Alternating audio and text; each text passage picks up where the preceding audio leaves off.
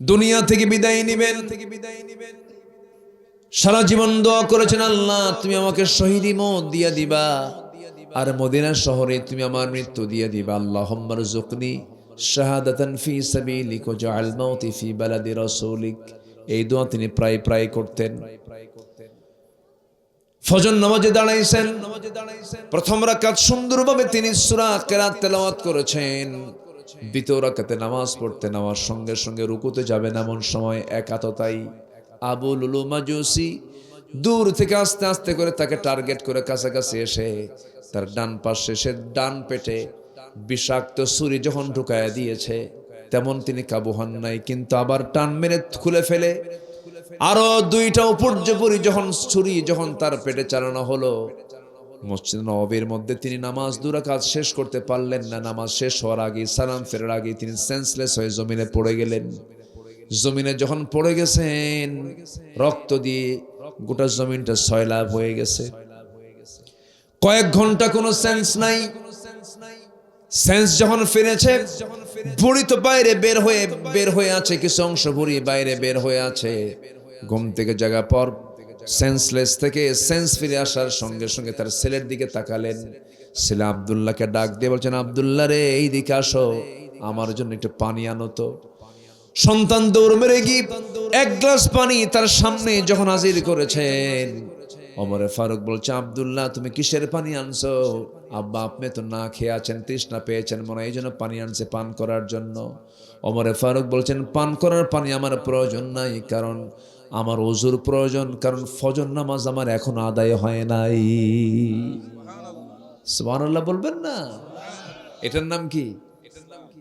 জিকির। বলেন এটার নাম কি? জিকির। ওযুর পানি দেওয়া হলো, পেটের ভিতরে গামছা বাঁধলেন, কোন মতো বেঁচে আছেন, দাঁড়ায় পারলেন না, বসে বসে তিনি নামাজটা আদায় করলেন ফজরের। এরপরে বলছেন, আব্দুল্লাহ তুমি কান্দো কেন? আমার কলেজার টুকরা সন্তান, কেঁদো না, মানুষ তো মরেই যাবে একদিন। সন্তান বলছে, বাবা তোমার জন্য ডাক্তার নিয়ে আসছি, ডাক্তারের চিকিৎসা করবে তোমার। গোটা শরীর থেকে রক্তক্ষরণ হচ্ছিল। যখন চিকিৎসক তার সামনে আসছে, সে বলতেছে, আমিরুল মুমিনিন, এক গ্লাস দুধ আপনাকে পান করতে হবে, আপনি পান করুন। বিসমিল্লাহ বলে তিনি এক গ্লাস দুধ যখন পান করলেন, কিন্তু পেটের মধ্যে দুধটা রইল না, নারীটা ফুটো হয়ে গেছে, সেই দিক দিয়ে বাইরে আস্তে করে সমস্ত দুধগুলো বাইরে বের হয়ে গেল। ডাক্তার ইন্না লিল্লাহ বলে বলছে, আমার চিকিৎসার সকল চেষ্টা শেষ, আমি আর পারলাম না, রুগী মনে হয় বাঁচাতে পারবো না। সঙ্গে সঙ্গে ওমরে ফারুক মুস্কি হাসি মেরে বলছে, ডাক্তার বাঁচাবা কেমনে? আমার আল্লাহ তাআলা আমার নাকের মধ্যে জান্নাতের ঘ্রাণ ঢুকায় দিয়েছে।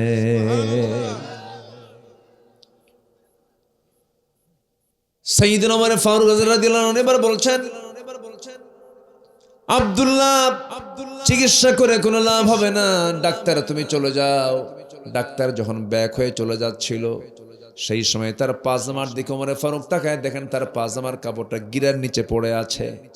ওমরে ফারুক অসুস্থ দেহ নিয়ে বলছে, ও ডাক্তার এইদিকে আসো, তোমার পায়ের যে পাজামার কাপড়টা আমি দেখতে পাচ্ছি, আল্লাহ পাক তোমাকে কিয়ামতের দিন তাকাবেন না, তাড়াতাড়ি পাজামার কাপড় উঠায় নাও, কারণ কিয়ামতের দিন আল্লাহ রাব্বুল আলামিন সেই বান্দার দিকে তাকাবেন না যার পাজামার কাপড়টা গিরার নিচে থাকে। চিন্তা করে দেখুন, নারী ভুঁড়ি বের হয়ে গেছে, কিছুক্ষণ পর মারা যাবে, অথচ একটা মানুষকে সর্বশেষ দাওয়াতের কথাও তিনি এক চুল পরিমাণ ভুলেন নাই। যেরকম সুবহানাল্লাহ। সাইয়েদনা ওমর ফারুক রাদিয়াল্লাহু আনহু দুনিয়া থেকে বিদায় নেবেন।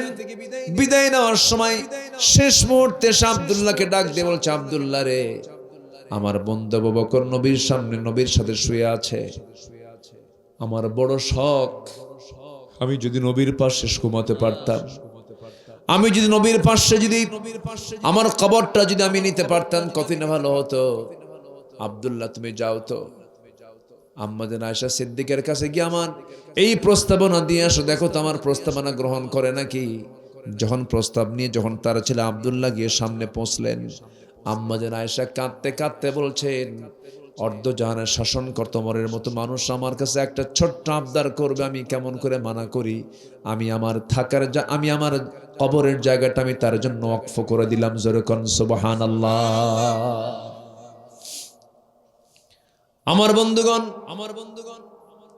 সারা জীবনের যত ভালোবাসা, যত মোহাব্বত গুলো আছে, এর মধ্যে সবচাইতে বেশি মোহাব্বত উজাড় করব যে অংশটুকু, সেটা হচ্ছে কার জন্য বলুন? আসতে বলবেন না, কার জন্য? ওয়াল্লাযীনা আমানু আশাদ্দু হুব্বাল লিল্লাহ। নাম্বার 2 হলো মুহাম্মদ সাল্লাল্লাহু আলাইহি ওয়াসাল্লাম। এখনো যারা হাজি হজ করতে যান, যারা মদিনায় সফর করতে যান, সেই জায়গায় 3টা কবর দেখতে পাবেন। একই জায়গায় 3 জন শুয়ে আছেন। মুহাম্মদ সাল্লাল্লাহু আলাইহি ওয়াসাল্লাম, তার সঙ্গে শুয়ে আছেন ওমর ফারুক, আবু বকর সিদ্দিক রাদিয়াল্লাহু তাআলা আনহু। চাইতে হবে কার কাছে? আজ থেকে বলেন না, চাইতে হবে কার কাছে? আল্লাহর কাছে। এই যে মাস তিনেক আগে গিয়েছিলাম,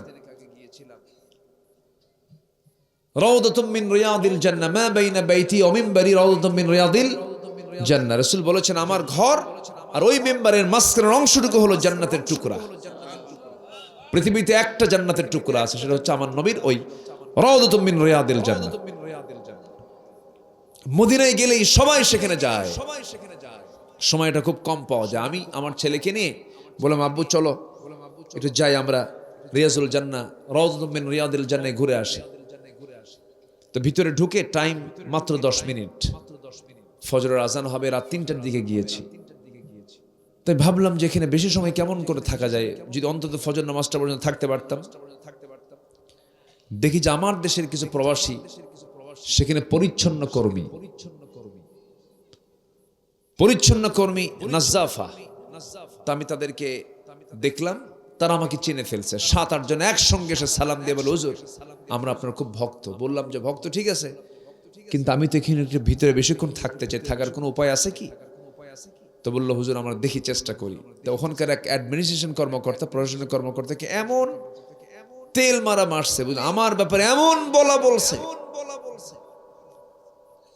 মানে বলার ঠেলায় অ্যাডমিনিস্ট্রেশন অফিসার সে নিজেই আমার কাছে এসে আমার হাত ধরে টেনে নিয়ে আমার নবীর কবরের সঙ্গে যে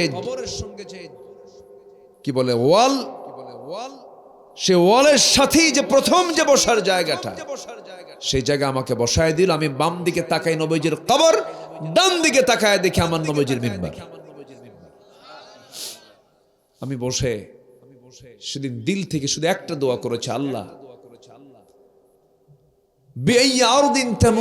যে কোনো জমিনে, যে জমিনে তোমার মৃত্যু হবে সেই জমিনেই তোমাকে যেতে হবে। এটা আল্লাহই জানেন, ঠিক কিনা? আল্লাহ জানেন। আল্লাহকে বললাম, আল্লাহ যেদিন মৃত্যুর ফয়সালা হবে তার একদিন আগে অন্তত তুমি আমাকে মদিনায় পাঠিয়ে দিবা। এই দোয়াটা করেছি। ভাইরে, দিন শেষে তো কেউ নাই, দিন শেষে আমার কেউ না। অঙ্ক মিলান, দিন শেষে কেউ নাই। দিন শেষে আমার সঙ্গে অঙ্ক মিলবে একটাই, সেটা হচ্ছে তিনি কে? আসতে বলেন, তিনি কে? অতএব সবচেয়ে বড় জিকির হলো আমার আল্লাহর জিকির। নামাজকেও ছাড়বো না। রাজি আছেন তো? 5 ওয়াক্ত নামাজ পড়বেন। কারা কারা একটু হাত তুলে দেখান, একটু আওয়াজ দিয়ে, একটু জোরে সরে, নবীর প্রেমে মাতোয়ারা হয়ে একটু গা ঝেড়ে দিয়ে আমরা সবাই বলি, আল্লাহুম্মা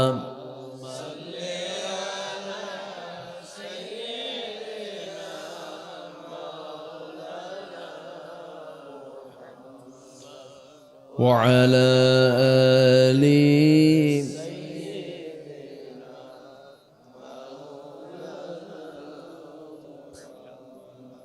প্রাণের অধিকে বেশি যার দাম, রহমাতাল লিল আলামিন। জানো কি তোমরা তাহার নাম, রহমাতাল লিল আলামিন। অসহায়ের বুকে যে জন গোপনে করে সওয়ার, দুরুদ পড়ে সুবহে ও শাম, রহমাতাল লিল আলামিন। গরিবের আহার দি দিতেন নিজে হয়ে ও রোজাদার। নিয়মর ভালোবাসার খাম রাহমাতাল লিল আলামিন। জানো কি তোমরা তাহার নাম রাহমাতাল লিল আলামিন। আল্লাহুম্মা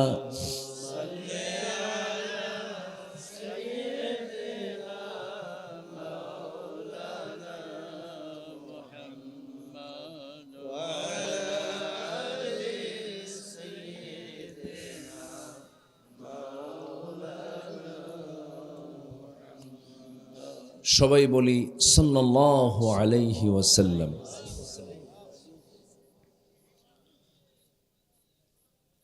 যমুনার তীর ঘেঁষা অঞ্চল,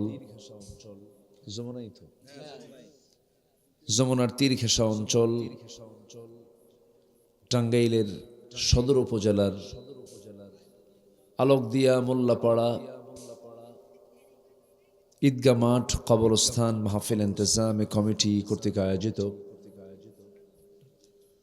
কবরস্থান সংলগ্ন ঈদগাহ মাঠে অনুষ্ঠিত 15তম বার্ষিক ওয়াজ মাহফিল 2026 মহৎ আয়োজনের সম্মানিত সুযোগ্য সভাপতি শাহ সুফি আনোয়ার হোসেন সরকার, প্রধান অতিথি বর্ষিয়ান রাজনীতিবিদ, টাঙ্গাইল 5 নির্বাচনী আসনের সংসদ সদস্য পদপ্রার্থী সাবেক ছাত্রনেতা জনাব আলহাজ সুলতান সালাউদ্দিন টুকু সাহেব কথা বলেছেন। নন্দিত আলেমে দ্বীন উস্তাদুল আসাতিজা খারজানা হুসাইনিয়া সিদ্দিকা ফাজিল মাদ্রাসার সম্মানিত অ্যারাবিক লেকচারার মুহতারামি মুকাররমি মাওলানা আব্দুর রশিদ আহমদ হাফিজাহুল্লাহ কথা বলেছেন। আমার অত্যন্ত কাছের স্নেহধন্য নাগরপুরের কৃতি সন্তান জনাব মাওলানা শুআইবুর রহমান হামিদি, সামনে উপস্থিত দূরে কাছের বিভিন্ন স্থান থেকে ছুটে আসা কালেমার ঝান্ডাবাহী তাওহীদের পতাকাবাহী দ্বীন ইসলামের নরসারদুল বীর মুজাহিদ প্রাণ প্রিয় সম্মানিত ভাই সব, আড়ালে বসে আছেন শ্রদ্ধেয়া সম্মানিতা মা বোনেরা। আলোচনার সূচনায় আনুষ্ঠানিকতার মধ্য দিয়ে আমার পক্ষ থেকে আবারও দিল খোলা সালাম, আসসালামু আলাইকুম ওয়া রাহমাতুল্লাহি ওয়া বারাকাতুহু।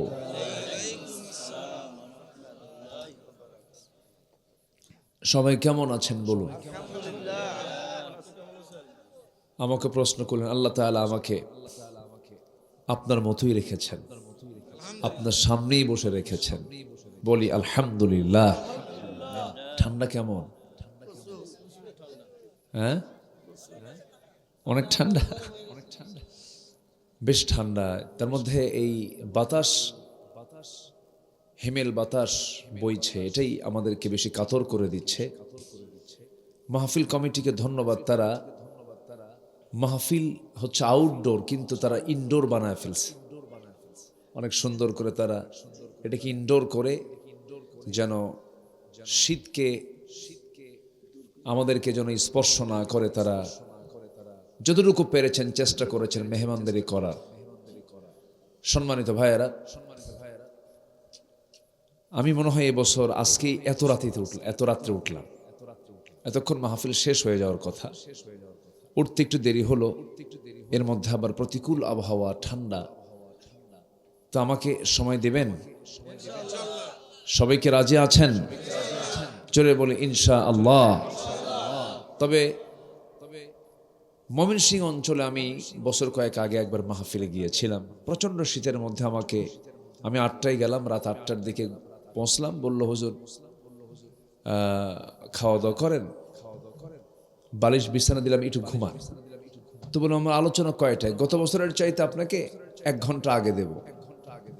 আমাকে ওরা রাত্রে ডাক দিল রাত 3টার দিকে। রাত কয়টা? 3টা। সেদিক থেকে কিন্তু এখানে জি আলহামদুলিল্লাহ। না না না না না না না, মেহমান তো সব মেহমানকে সম্মান করতে হবে। তো আমাকে ওরা রাত 3টায় উঠায় দিল। বলেন রাত 3টায় কি জীবিত জাতি না ঘুমন্ত জাতি? ঘুমন্ত জাতি বলা চলে। আমার দেশে বিভিন্ন সিস্টেমই চালু আছে। আমি খুব বেশি লম্বা সময় নেব তাও না, তবে আমরা যে ভাইরা এখানে আছি, মা বোন কি মাহফিল আসছে? মা বোনরা মাহফিল আছে? তারা এত রাতে আছে কি? আল্লাহ কবুল করুন, জোরে বলি আল্লাহুম্মা আমিন।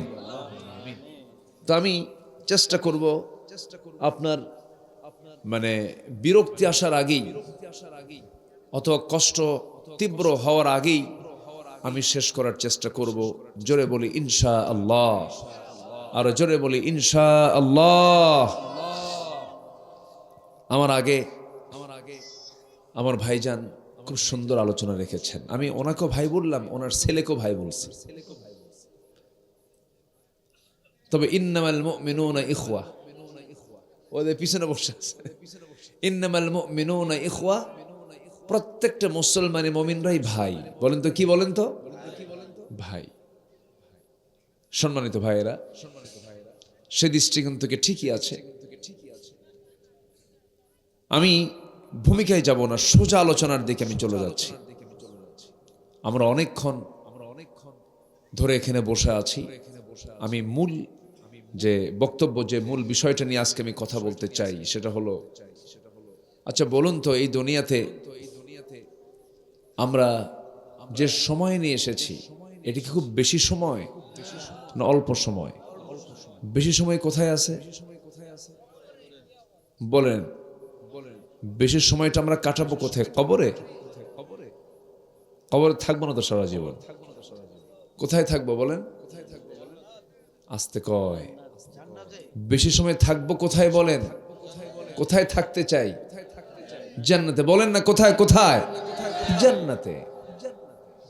তাহলে কবরে সামান্য সময়, দুনিয়াতে সামান্য সময়, কিন্তু অফুরন্ত অসীম একটা টাইম পড়ে আছে, যেটা আল্লাহ তাআলা আমার আপনার জন্য বরাদ্দ রেখেছেন। জান্নাত, সেই জান্নাতের তুলনায় দুনিয়ার সময় কোনো সময়ই না, এটা কোনো সময়ই বলে না। এমন একটি সীমাহীন অনন্তকাল পড়ে আছে আমার আপনার চোখের সামনে। সেটা হলো ইহকাল না পরকাল? পরকাল। সেই পরকালীন জিন্দেগিকে সুন্দর করার জন্য আমাকে আপনাকে আল্লাহ তাআলা কোরআন নামক কিতাব দিয়েছেন। কোরআনকে যদি আমরা একটু রপ্ত করতে পারি, কোরআনকে যদি একটু বুঝে ফেলতে পারি, কোরআনকে যদি একটু আমরা মানতে পারি, এই কোরআন আমাকে জান্নাতের দরজায় পৌঁছায় দেবে। এটা হচ্ছে কোরআন, হচ্ছে নেভিগেশন, অর্থাৎ জান্নাতের যে লাইনটা, এই লাইন চেনার উপায় হচ্ছে কোরআন। যেরকম আপনি এখন আর কাউকে প্রশ্ন করতে হয় না, আলোক দিয়ে যাব, গুগলে সার্চ দিয়ে ম্যাপে একটা মানে ইনফরমেশন চাওয়া মাত্রই সে আপনাকে একটা গুগল ম্যাপ, অর্থাৎ আপনাকে একটা লোকেশন দিয়ে দিবে। আপনি সেই লোকেশন ফলো করে করে আপনি নির্দিষ্ট স্থানে আপনি পৌঁছে যাবেন। তো আল্লাহ তাআলার যে জান্নাতটা, পৃথিবীর সব জায়গায় নেভিগেশন আছে, ম্যাপ আছে, কিন্তু আল্লাহর জান্নাতে যাওয়ার জন্য যে ম্যাপটা, এই ম্যাপটা আপনি কোথাও পাবেন না। কোরআন এমন একটা জানালা, যে জানালায় চোখ রাখলে বান্দা দুনিয়াতে বসি জান্নাত এবং জাহান্নামের সকল সিনারি চিত্র সে নিজের চোখে দেখতে পারে। জোরে বলি সুবহানাল্লাহ। আচ্ছা, দেখে বিশ্বাস আর না দেখে বিশ্বাস এক রকম না দুই রকম? আমরা শুনবো না দেখবো? বলেন তো, শুনবো না দেখবো? দেখবো। কোরআন শুধু শুনলেও হবে না, কোরআন দেখতে হবে। কোরআন না বোঝার কিতাব নয়। আমরা কোরআনের মাহফিল এসেছি, আমরা আজকের থেকে একটা সিদ্ধান্ত নিয়ে যাব। আল্লাহ তাআলা এত বুদ্ধি দিয়েছেন, কোরআন আমি কেন জানবো না, কোরআন আমি কেন শিখবো না? কারণ আল্লাহর পক্ষ থেকে কোরআন হচ্ছে একটা চিঠি। ওই চিঠি পড়ে আমাকে তার উত্তর রেডি করতে হবে, মরার পর না মরার আগে? মরার আগে। কিন্তু আল্লাহ রাব্বুল আলামিন কোরআন দিলেন জিন্দা লোকের জন্য, কিন্তু আমার দেশে কোরআন তেলাওয়াত হয় হলো মুর্দা লোকের জন্য। মরে গেলে পরে কি পরে বলেন? সামনে লাশ, ঠিক আছে না? সামনে লাশ। কোরআনটা ধরে আছে, বোঝাচ্ছে আমি বিশাল বড় বুজুর্গ না। না, কোরআন তো মরা মানুষের জন্য নাজিল হয় নাই, লিয়ুনযিরা মান কানা হাইয়া। কোরআন এসেছে জিন্দা লোককে সতর্ক করার জন্য। আল্লাহ রাব্বুল আলামিন সেই কালাম আমাকে আপনাকে উপহার দিয়েছেন। পৃথিবীতে যত গ্রন্থ আছে এর মধ্যে সমস্ত গ্রন্থের দিকে আমরা যদি তাকাই, আসমানি গ্রন্থগুলো কোরআন নাজিলের মধ্য দিয়ে আগের গ্রন্থগুলোর কার্যকারিতা আর নাই। আল্লাহ রাব্বুল আলামিন কোরআন নাজিলের মধ্য দিয়ে কিয়ামত পর্যন্ত ব্যালেন্স করে দিয়েছেন। পৃথিবীতে কোনো আইন চলবে না, পৃথিবীতে কোনো বিধান চলবে না, পৃথিবীতে কোনো সংবিধান চলবে না, পৃথিবীতে অন্য কোনো কিতাবের কোনো প্রচলন চলবে না। আমি আল্লাহ কোরআন যে নাজিল করেছি এটাকে ফলো করো, এই কোরআন তোমাকে জান্নাতের দরজায় পৌঁছায়া দেবে। জোরে বলেন সুবহানাল্লাহ। কোরআনকে যদিও আমরা বেশি আকারে বড় মনে করতে, বেশি বড় বলতে পারি না, কোরআনের চাইতে শব্দ বাক্যের সংখ্যার দিক থেকে এর চাইতে অনেক বড় আকারে বড় বড় গ্রন্থ পৃথিবীতে আছে। কিন্তু কোরআন এমন একটা গ্রন্থের নাম, এমন কোনো তথ্য নাই, এমন কোনো জ্ঞান নাই, এমন কোনো বিষয় নাই যা কোরআনে বাদ পড়েছে। জোরে বলে সুবহানাল্লাহ, আরো জোরে বলে সুবহানাল্লাহ। সব বলে দিয়েছে, তবে এর মধ্যে মনে হয় আইন নাই। আসতে কয়, এর মধ্যে মনে হয় রাষ্ট্রের নীতি নাই, এর মধ্যে মনে হয় এই কি বলে, আর কি বলবো, বিচার ব্যবস্থা মনে হয় বাদ পড়ে গেছে। আছে না নাই? আছে।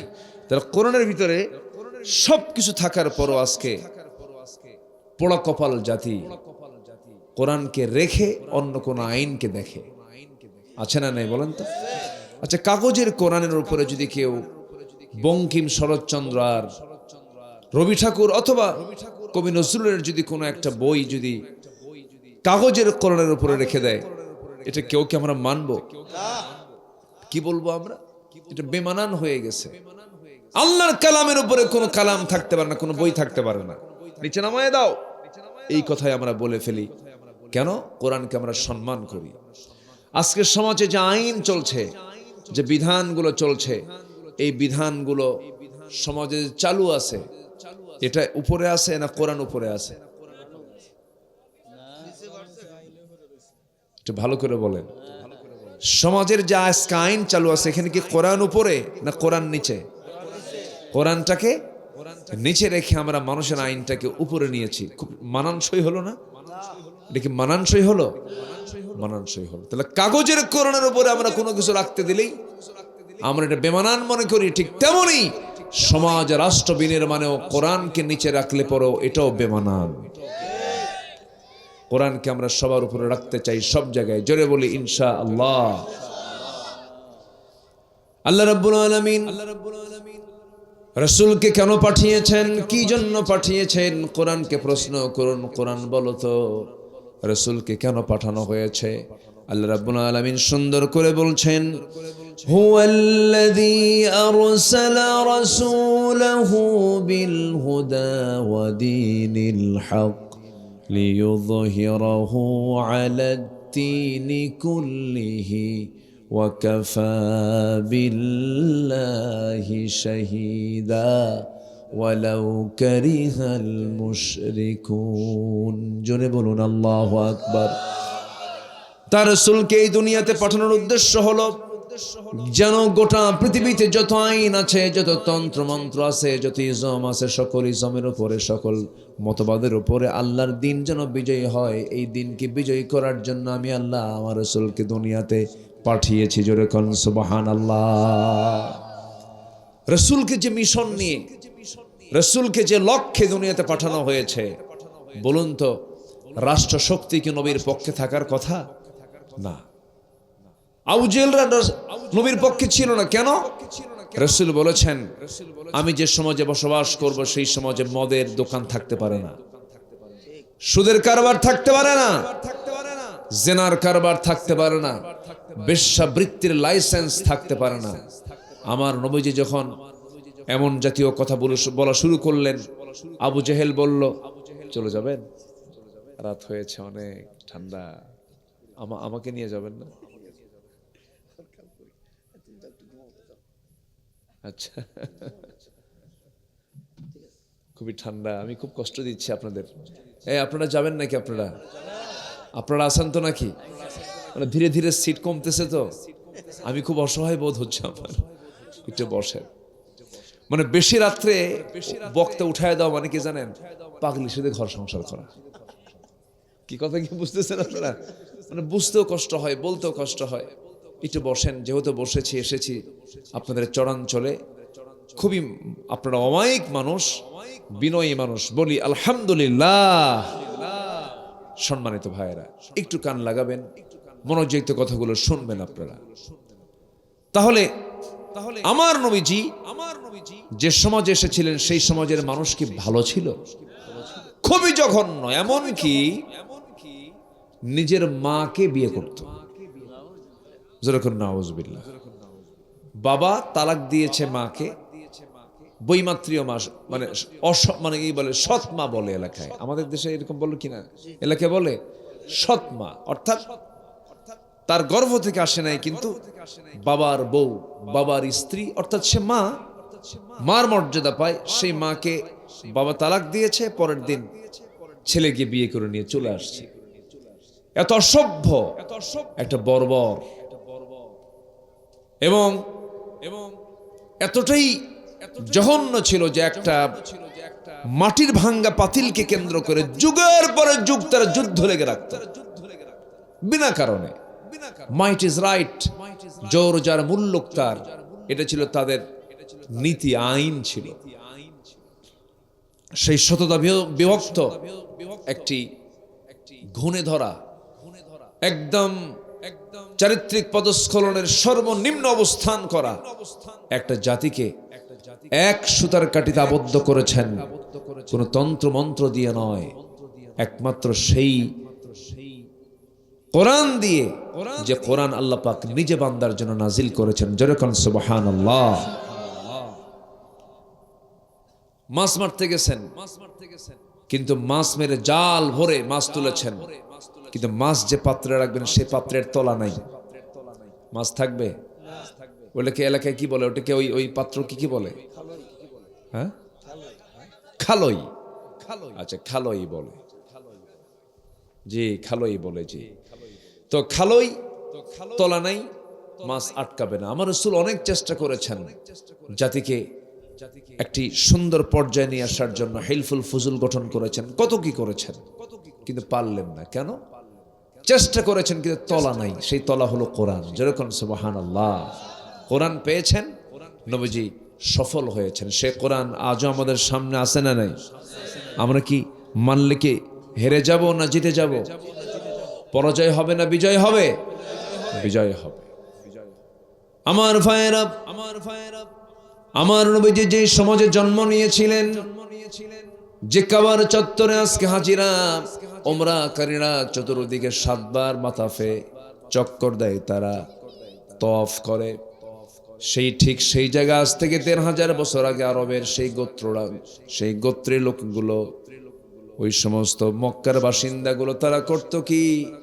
বাবার সামনে ছেলে, ছেলের সামনে বাবা সম্পূর্ণ উলঙ্গ হয়ে ওই কাবাকে প্রদক্ষিণ করত। ওই কাবার মধ্যে তারা মূর্তি পর্যন্ত তুলে রেখেছিল। এতটাই পৌত্তলিকতা প্রীতি তাদের মধ্যে কাজ করেছে। আমার বন্ধুগণ, সেই সমাজের নারীর কোনো মূল্যায়ন ছিল না। মেয়ে সন্তান হয়ে পৃথিবীতে জন্ম নিয়েছে, ওই পরিবারকে অপয়া মনে করত, বড় কপাল মনে করত। এমনও ঘটতো যে সন্তান মেয়ে হয়েছে কেন, মেয়ে সন্তান হওয়ার সঙ্গে সঙ্গে জীবন্ত পুঁতে পাথর মেরে হত্যা করে একটা গর্তের মধ্যে ফেলে দিয়ে চলে আসতো। সেই যুগে আমার নবীর জন্ম, সেই যুগে আমার নবীজি ওই নারীর সমাজকে এমন সম্মান দিয়ে দিলেন, রাসূল বললেন আল্লাহ তাআলা জান্নাত নামক এত বড় নিয়ামত রেখে দিয়েছেন, যেই লোকের পায়ের নিচে সেই লোকটা হলো মা, সেটাই হলো নারী জাতি। জোরে কোন সুবহানাল্লাহ। আমার নবীজির জন্মের সময় অজ্ঞ সমাজ থেকে বের হয়ে এসেছেন আবু বকর, ওমর, ওসমান, আলী, খালিদ, আব্দুল্লাহ, যায়েদ বিন হারিস। ওই সমাজ থেকে বের হয়ে এসেছেন এই সমস্ত জগৎধন্য লোকগুলো অন্য কোনো কিছু দিয়া নয়, একমাত্র কোরআন দিয়া। কোরআন মেনেছেন, জিরো লোকটা হিরো হয়ে গেছেন। ওমরে ফারুক রাসূলকে আগে মারার জন্য রওনা দিলেন, যে লোক রাসূলকে মারতে যায় সে কি জিরো হিরো না জিরো? সম্পূর্ণ একটা জিরো মানুষ ছিলেন। রাসূলকে মারার সিদ্ধান্ত নিয়ে রওনা দিয়েছেন, কিন্তু সেই লোকটাও রাসূলকে মারতে ব্যর্থ হলেন, রাসূলের আনুগত্য করতে বাধ্য হলেন। একটা কিতাবের কাছে হেরে গেছেন, সেই কিতাবের নাম হলো কোরআনে কারীম। জোরে কোন সুবহানাল্লাহ। আমার নবীর সামনে এক সাহাবী কাঁদেন, সাহাবীর মনটা খারাপ। রাসূল বলছেন, ও সাহাবী তুমি কাঁদো কেন, কি হয়েছে? দিন গ্রহণ করে তোমার মন খারাপ নাকি? তুমি দিন গ্রহণ করে ঠকে গেছো নাকি? সাহাবী বলছেন, ইয়া রাসূলুল্লাহ এমন করে বলবেন না, দিন পেয়েছি বলে আমি ভাগ্যবান মনে করি, কিন্তু হুজুর আমার কয়েক রাত যাবত ঘুম হয় না।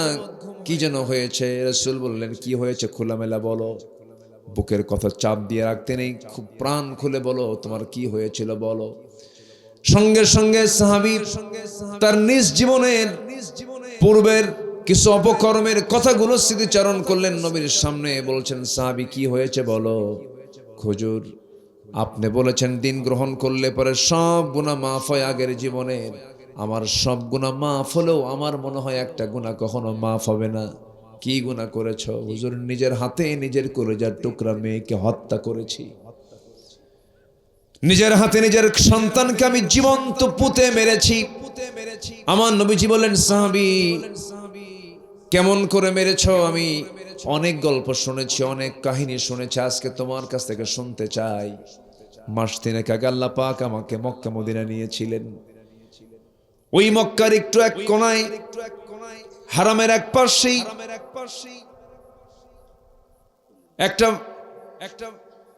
একটা বিশাল জায়গা জুড়ে একটা প্রাচীর দেওয়া আছে। ওই প্রাচীরের পাশে আমি দাঁড়িয়েছিলাম, সে জায়গায় লেখা আছে, এবং সে জায়গায় কয়েকজন লোকের সঙ্গে কথা হলো। বলল, এই সীমানাটুকুর মধ্যে আজ থেকে ১৫০০ বছর আগে মেয়ে সন্তানগুলোকে জীবন্ত পুঁতে হত্যা করা হতো। আমার মেয়ের সাথে ৪ জন ছিল, আমার ৪টা মেয়ে, ছোট্ট মেয়ে, এরা ছোট্ট একটা, বাকি 3টা মেয়ে বড়। আমি তাদেরকে নিয়ে বললাম, মা দেখো, এই জায়গায় মেয়েদের কোনো দাম ছিল না, মা মেয়েকে জীবন্ত পুঁতে হত্যা করত। আর সেই জায়গায় আমার নবীজি 4টা মেয়ের বাপ হয়ে বললেন, যার ঘরে একটা মেয়ে তার জন্য একটা জান্নাত। জোরে কোন সুবহানাল্লাহ। আমার নবীজি বলেছেন, মেয়ের জন্য আগে বাজার করো, মেয়ের জন্য আগে বেশি করে খরচ করো।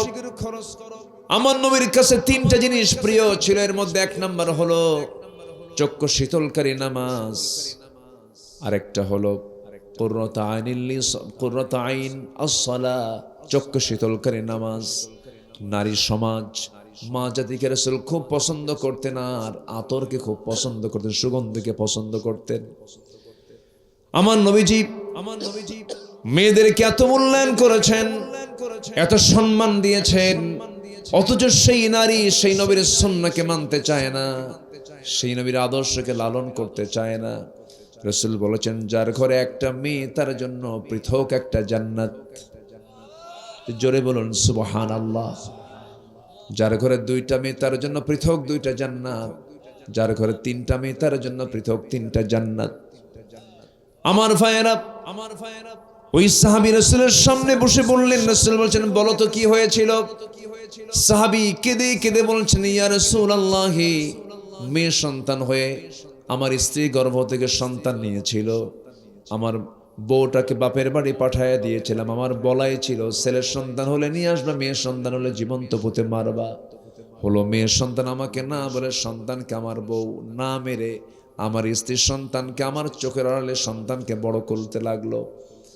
7 বছর বয়স হয়ে গেছে, চট করে আমার চোখের সামনে ধরা পড়েছে। আমি তার হাতটা চট করে ধরে দেখি আমার মতো হাত, আমার মতো পা, আমার মতো চোখ, কান, নাক সবকিছু আমার সঙ্গে মিলে যায়। বউয়ের সামনে গিয়ে হাজির করলাম আর বললাম, বলো তো সত্যি করে এই সন্তানটা কার? বউটা আমার কাঁদতে কাঁদতে বলে, হুজুর, আমার বউটা আমাকে বলে, আপনার সন্তানের তথ্য কতক্ষণ গোপন করবে? এই সন্তান তো 6 বছর আগে আমাদের ওরস থেকে এসেছে। আমি ভিতরে চরম খেপে গেলাম, চরম রেগে গেলাম, কিন্তু প্রকাশ করতে দিলাম না। মেয়েটাকে আজ থেকে অভিনয় করে কোলের মধ্যে উঠায় নিয়ে আদর করা শুরু করলাম। আমি তাকে অত্যন্ত কাছে টেনে নিলাম। পরের দিন সকালবেলা মেয়েটা আমার কোল ছাড়ে না। আমি আমার মেয়েটাকে বললাম, চলো তোমার নানির বাড়ি নিয়ে যাব। মেয়েটা এত খুশি, মার কাছ থেকে জোর করে পোশাক কাপড় চোপড় পরায় মার কাছ থেকে বিদায় নিয়েছে। রওনা করলাম নানির বাড়ির দিক। না গিয়ে আমি জঙ্গল পার হচ্ছিলাম, মেয়েটার চেহারা শুকে যায়। মেয়েটা ভীতু ভীতু হয়ে বলে, বাবা ওই দিক যাও কেন? আমার নানার বাড়ি তো এই দিক। কিচ্ছু বললাম না, গর্ত খনন শুরু করে দিলাম। জঙ্গল পার হয়ে দুপুরবেলা প্রচন্ড গরম, কোদাল মারি, আমার শরীর থেকে ঘাম ঝরে। আর আমার মেয়েটা গামছা দিয়ে আমার ঘামগুলো মুছে মুছে দেয়। আমার দাড়ির ভিতরে সিটকিসি মাটিগুলো ঢুকে পড়ে। আমার মেয়েটা তার ছোট্ট ছোট্ট কচি কচি নখ দিয়ে খিলাল করে করে আমার দাড়িগুলো সাফ করে দেয়। আর বলে, বাবা গর্ত খনন কেন করছো? নানির বাড়িকে যাবা না? গর্ত খনন শেষ হলো। মিষ্টি মিষ্টি হাসি দিয়ে গর্ত খনন করার পরে মেয়েটাকে বললাম, মা দেখো তো গর্ত খনন কেমন হয়েছে। আমার মেয়েটা মুচকি হাসি দিয়ে গর্তের কাছে গিয়ে উকি মেরে দেখতে লাগলো। আমি পিছন দিকে চলে আসলাম, এমন জোরে ধাক্কা মারলাম, এক ধাক্কায় সন্তানটা গর্তের মধ্যে উপর হয়ে পড়ে গেল। চিত হয়ে দুটো হাত এক জায়গায় করে বলছে, বাবা বুঝতে পেরেছি আমার মার কথাই সত্য রূপ নিয়েছে। তুমি আজকে আমাকে মেরে ফেলার জন্য নিয়ে এসেছো বাবা। আমি তোমার কাছে আজকে শেষবারের জন্য একটা আবেদন করব, আমাকে প্রাণ ভিক্ষা দিয়ে দাও। প্রয়োজনে ভিক্ষা করে খাবো, আমার চেহারা তোমাকে আমি দেখাবো না, আমাকে প্রাণে বাঁচাইয়া দাও। হুজুর আমার দিলের মধ্যে চুল পরিমাণ মায়া কাজ করলো না। শিরকিয়াতের কারণে, শিরকিয়াতের হালতের কারণে আমার মেয়েটাকে দুনিয়া থেকে বিদায় করার জন্য প্রথমে মাটি চাপা দিলাম, বালু মেরে দিলাম। মেয়েটা বারবার আব্বা আব্বা বলে চিৎকার করে ডাকে।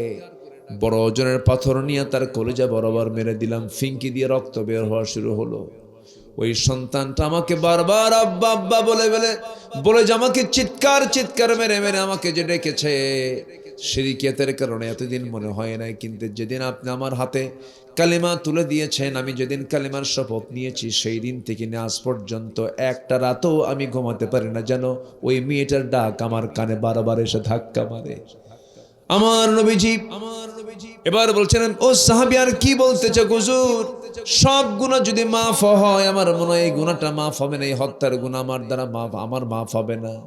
রাসূল বলেছেন, আব্দুল্লাহ, ওই সাহাবী বলছেন, দাহিয়া কলবিরে, তুমি যে অনুমান করছো আল্লাহ আমাকে মাফ করবেন না, তোমাকে মাফ করবেন না, লা তাকনাতু মির রাহমাতিল্লাহ ইন্নাল্লাহা ইয়াগফিরুয যুনুবা জামিআ। তুমি তো বেদিন ছিলে, দিন গ্রহণ করার কারণে তোমার এই গুনাহটাও তোমার জীবন থেকে আল্লাহ পাক সাফ করে দিয়েছেন, মাফ করে দিয়েছেন। জোরে বলি সুবহানাল্লাহ, আরো জোরে বলি সুবহানাল্লাহ। যদিও প্রেক্ষাপট সবার জানা আছে, কিন্তু আমি যে বিষয়টা জানাতে চাচ্ছি আমার বন্ধুগণ, এই অসভ্য বর্বর একটা জাতিকে যদি রাসূল কোরআনের রঙে রঙিন করে তাদেরকে যদি আলোকিত করতে পারেন, আমার দেশের যে সিচুয়েশন, অনেক সময় তো আমরা দেখলাম 47-এ স্বাধীন হলো একবার, 47 থেকে আবার 71 একবার হলো, 2024-এ বুড়া চাচার আমরা কেউ কিছু করতে পারি না। এই প্রজন্মর তরুণ প্রজন্ম তারা এগিয়ে এসেছিল, বুক দিল, জীবন দিল, হাজার হাজার জীবন চলে গেল। সাইদ মুগ্ধরা হাদিরা জীবন দিয়ে দিল, কিন্তু সামনের যে দিন কি আসবে জানি না। তবে একটা বিষয় ক্লিয়ার করতে চাই, জাতিকে যদি ভালো করতে হয়, একমাত্র ভালো হওয়ার ঔষধ হল আল্লাহর কালাম কোরআনে কারীম। আসতে কবেন না, ঠিক কিনা? সব দেখা শেষ, আগামীর বাংলাদেশকে আমরা দেখতে চাই কোরআনের বাংলাদেশ। রাজি আছেন কারা কারা? হাত উঁচু করে দেখান মুসলমান।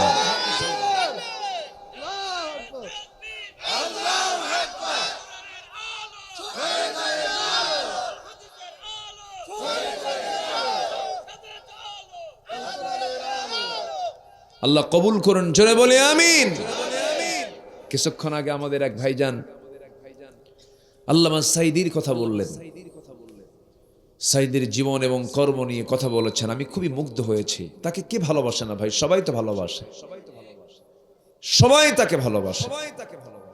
কিন্তু বিষয় হলো ভালোবাসা আর আনুগত্য করা অবশ্যই তফাৎ আছে না নাই? আবু তালেব রাসূলকে ভালোবেসেছেন, আবু তালেব রাসূলকে ভালোবেসেছেন, কিন্তু আনুগত্য করে নাই। এই জন্য আমরা আনুগত্য হচ্ছে সবচাইতে বড় বিষয়। আল্লাহর ভালোবাসা পেতে চাও, ফাত্তাবিউনি ইউহিব্বুকুমুল্লাহ। আমি রাসূল, তোমরা আমার আগে আনুগত্য করো, আল্লাহ তোমাকে ভালোবাসবে। ঠিক আছে না? জোরে বলি সুবহানাল্লাহ, আরো জোরে বলি সুবহানাল্লাহ। অনেক লম্বা কথা আছে, আমার আলোচনা শুনবেন?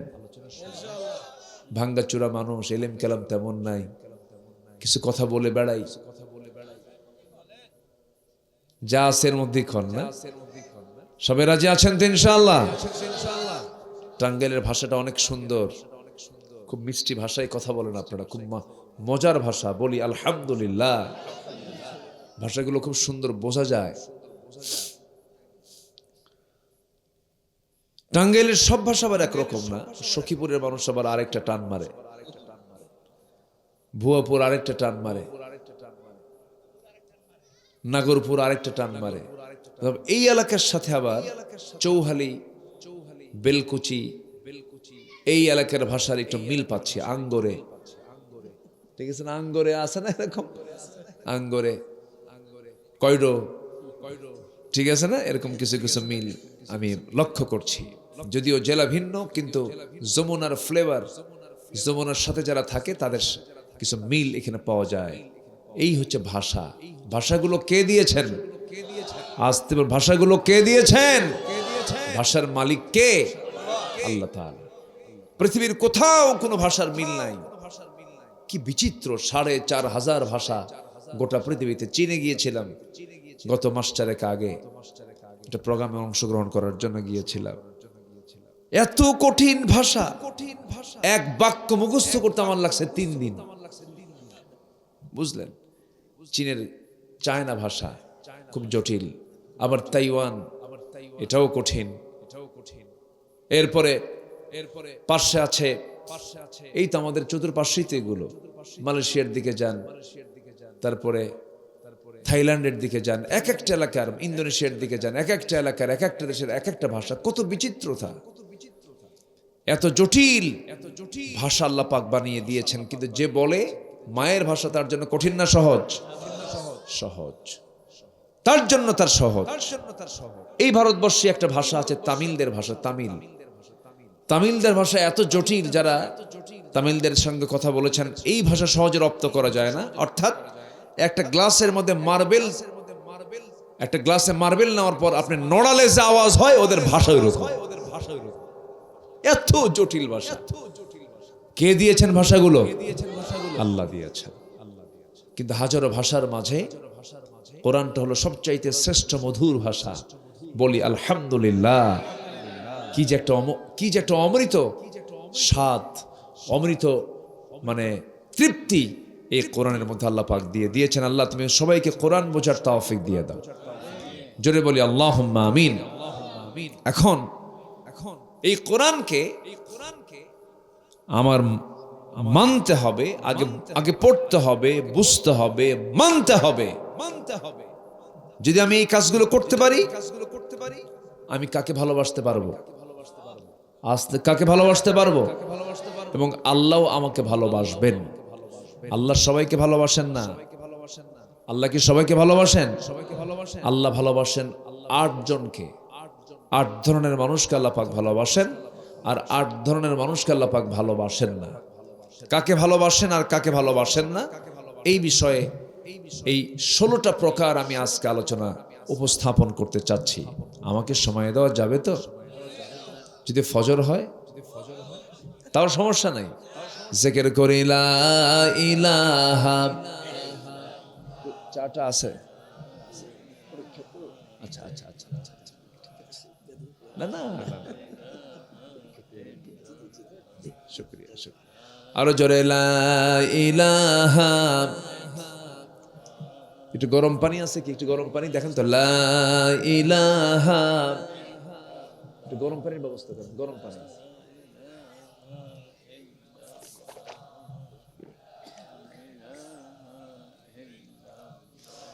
লা ইলাহা ইল্লাল্লাহু মুহাম্মাদুর রাসূলুল্লাহ সাল্লাল্লাহু।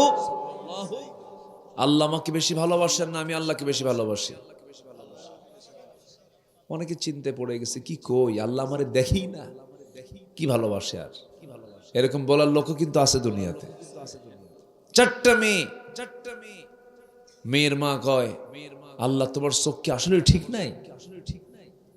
রহিম মিয়ার বাড়িতে 4টা ছেলে আর আমার বাড়িতে 4টা মেয়ে, এই কোন হিসাব হলো?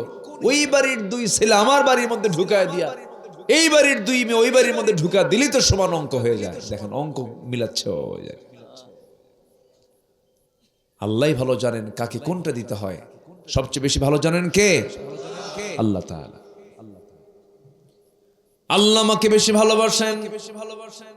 আল্লাহ যদি আমাকে বেশি না ভালোবাসেন, গোটা রাত ধরে টাঙ্গাইল শহরে এমন ফ্যামিলিও আছে, এমন ব্যক্তিও আছে টাঙ্গাইল শহরে সারা রাত ধরে মদের বোতল নিয়ে শুয়ে থাকে, মদ পান করছে, সারা রাত অন্যের বউ নিয়ে শুয়ে আছে। এরপর আল্লাহ রাব্বুল আলামিন তার নাকের ডগে অক্সিজেন দিয়ে রেখেছেন। বান্দা তোকে আমি খাবার দিয়ে দিলাম, বান্দা তওবা করে ফিরায়, আমি তোকে মাফ করার জন্য রাজি আছি।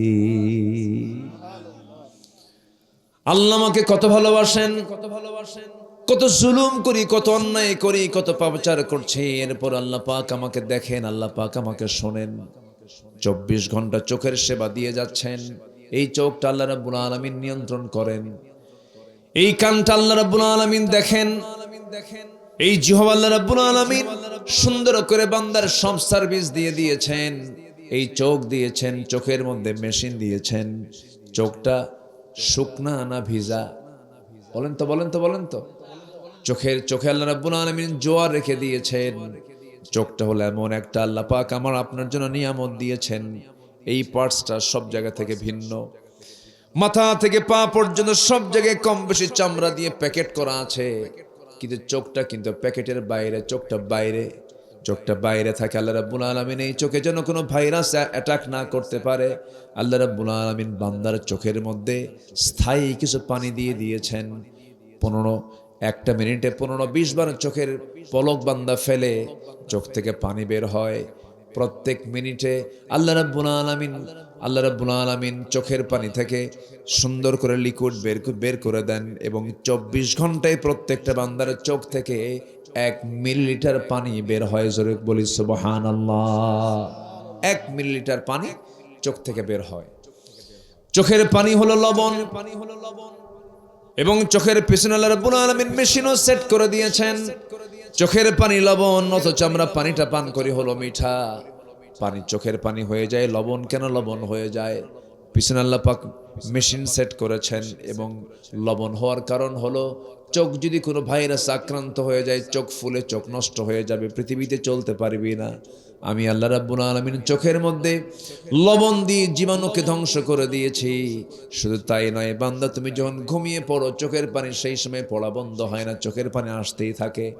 সকালবেলা তোমার চোখের 2 কোণায় সাদা সাদা কিছু জিনিস তুমি দেখতে পাও, যদিও তোমার কাছে ঘৃণা মনে হয়, কিন্তু আমি আল্লাহ রাব্বুল আলামিন এটা তোমার চোখের জন্য মলম বানিয়ে দিয়েছি। জোরে বলে সুবহানাল্লাহ। চোখের 2 কোণায় সকালবেলা যেগুলো দেখা যায়, এগুলোকে এলাকায় কি বলে? কাতর, কেতর বলে। আচ্ছা, কেতর বলে, চোখের কেতর। নাম শুনলেই মনে হয় যে এই সাফ কর, কিন্তু যদিও ঘৃণা করি, কিন্তু এটা ঘৃণার জিনিস নয়। এটা যদি না থাকতো বান্দার চোখ লাল হয়ে নষ্ট হয়ে যেত। জীবনও হয়ে যেত, জীবনে অ্যাটাক করে ফেলতো। আল্লাহ পাক চোখটাকে ফ্রেশ করে দিয়েছেন। সুবহানাল্লাহ বলা যাবে না? এই চোখটা দিয়েছেন কে? এই চোখের সিকিউরিটি রেখেছেন কে? চোখ দিয়ে তাকায় থাকে কে? অন্যের বোর্ড দিকে আল্লাহ চায় থাকে না? কষ্ট পাচ্ছেন নাকি আপনারা? আল্লাহ দিয়েছেন সবকিছু, কিন্তু বান্দা চোখ দিয়ে সব দেখতে পাবে না। চোখ দিয়ে কি দেখতে পাবে? যেটা হালাল তা দেখতে পাবে, যেটা বৈধ তা দেখতে পাবে। অন্যের বউ না নিজের বউ? নিজের বউ দেখবে। নতুন বিয়ে করার পরে 3 দিন পর কান্দে, এই তুই কান্দিস কেন? নতুন বিয়ে কইরা বলে যে কাঁদবো না। সুমনের বউ দেখতে কত সুন্দর, আমার বউটা কালো। দেখেন নজর গেছে হলো সুমনের বউয়ের দিকে, অন্যের বউয়ের দিকে নজর গেলে কি নিজের বউ ভালো হয়? পৃথিবীর সকল নারীর চেয়ে যদি নিজের স্ত্রীকে যে আপনার সুন্দর দেখতে চান, তাহলে পৃথিবীর কোন নারীর দিকে তাকানো যাবে না। তাহলে নিজের বউটা হয়ে যাবে পৃথিবীর সেরা রানী হয়ে যাবে। কি হয়ে যাবে? সেরা রানী হয়ে যাবে। মেয়েরা স্বামীকে খুব ভালোবাসে, এটা আমার দেশে এটা আছে আলহামদুলিল্লাহ। কখনো স্বামীর ভাগ অন্য কাউকে দিতে চায় না, খুব দারুণ ভালোবাসে। বউয়ের সামনে যদি আপনি হুরেরও গল্প করেন তাও হিংসা করে। ঠিক আছে না?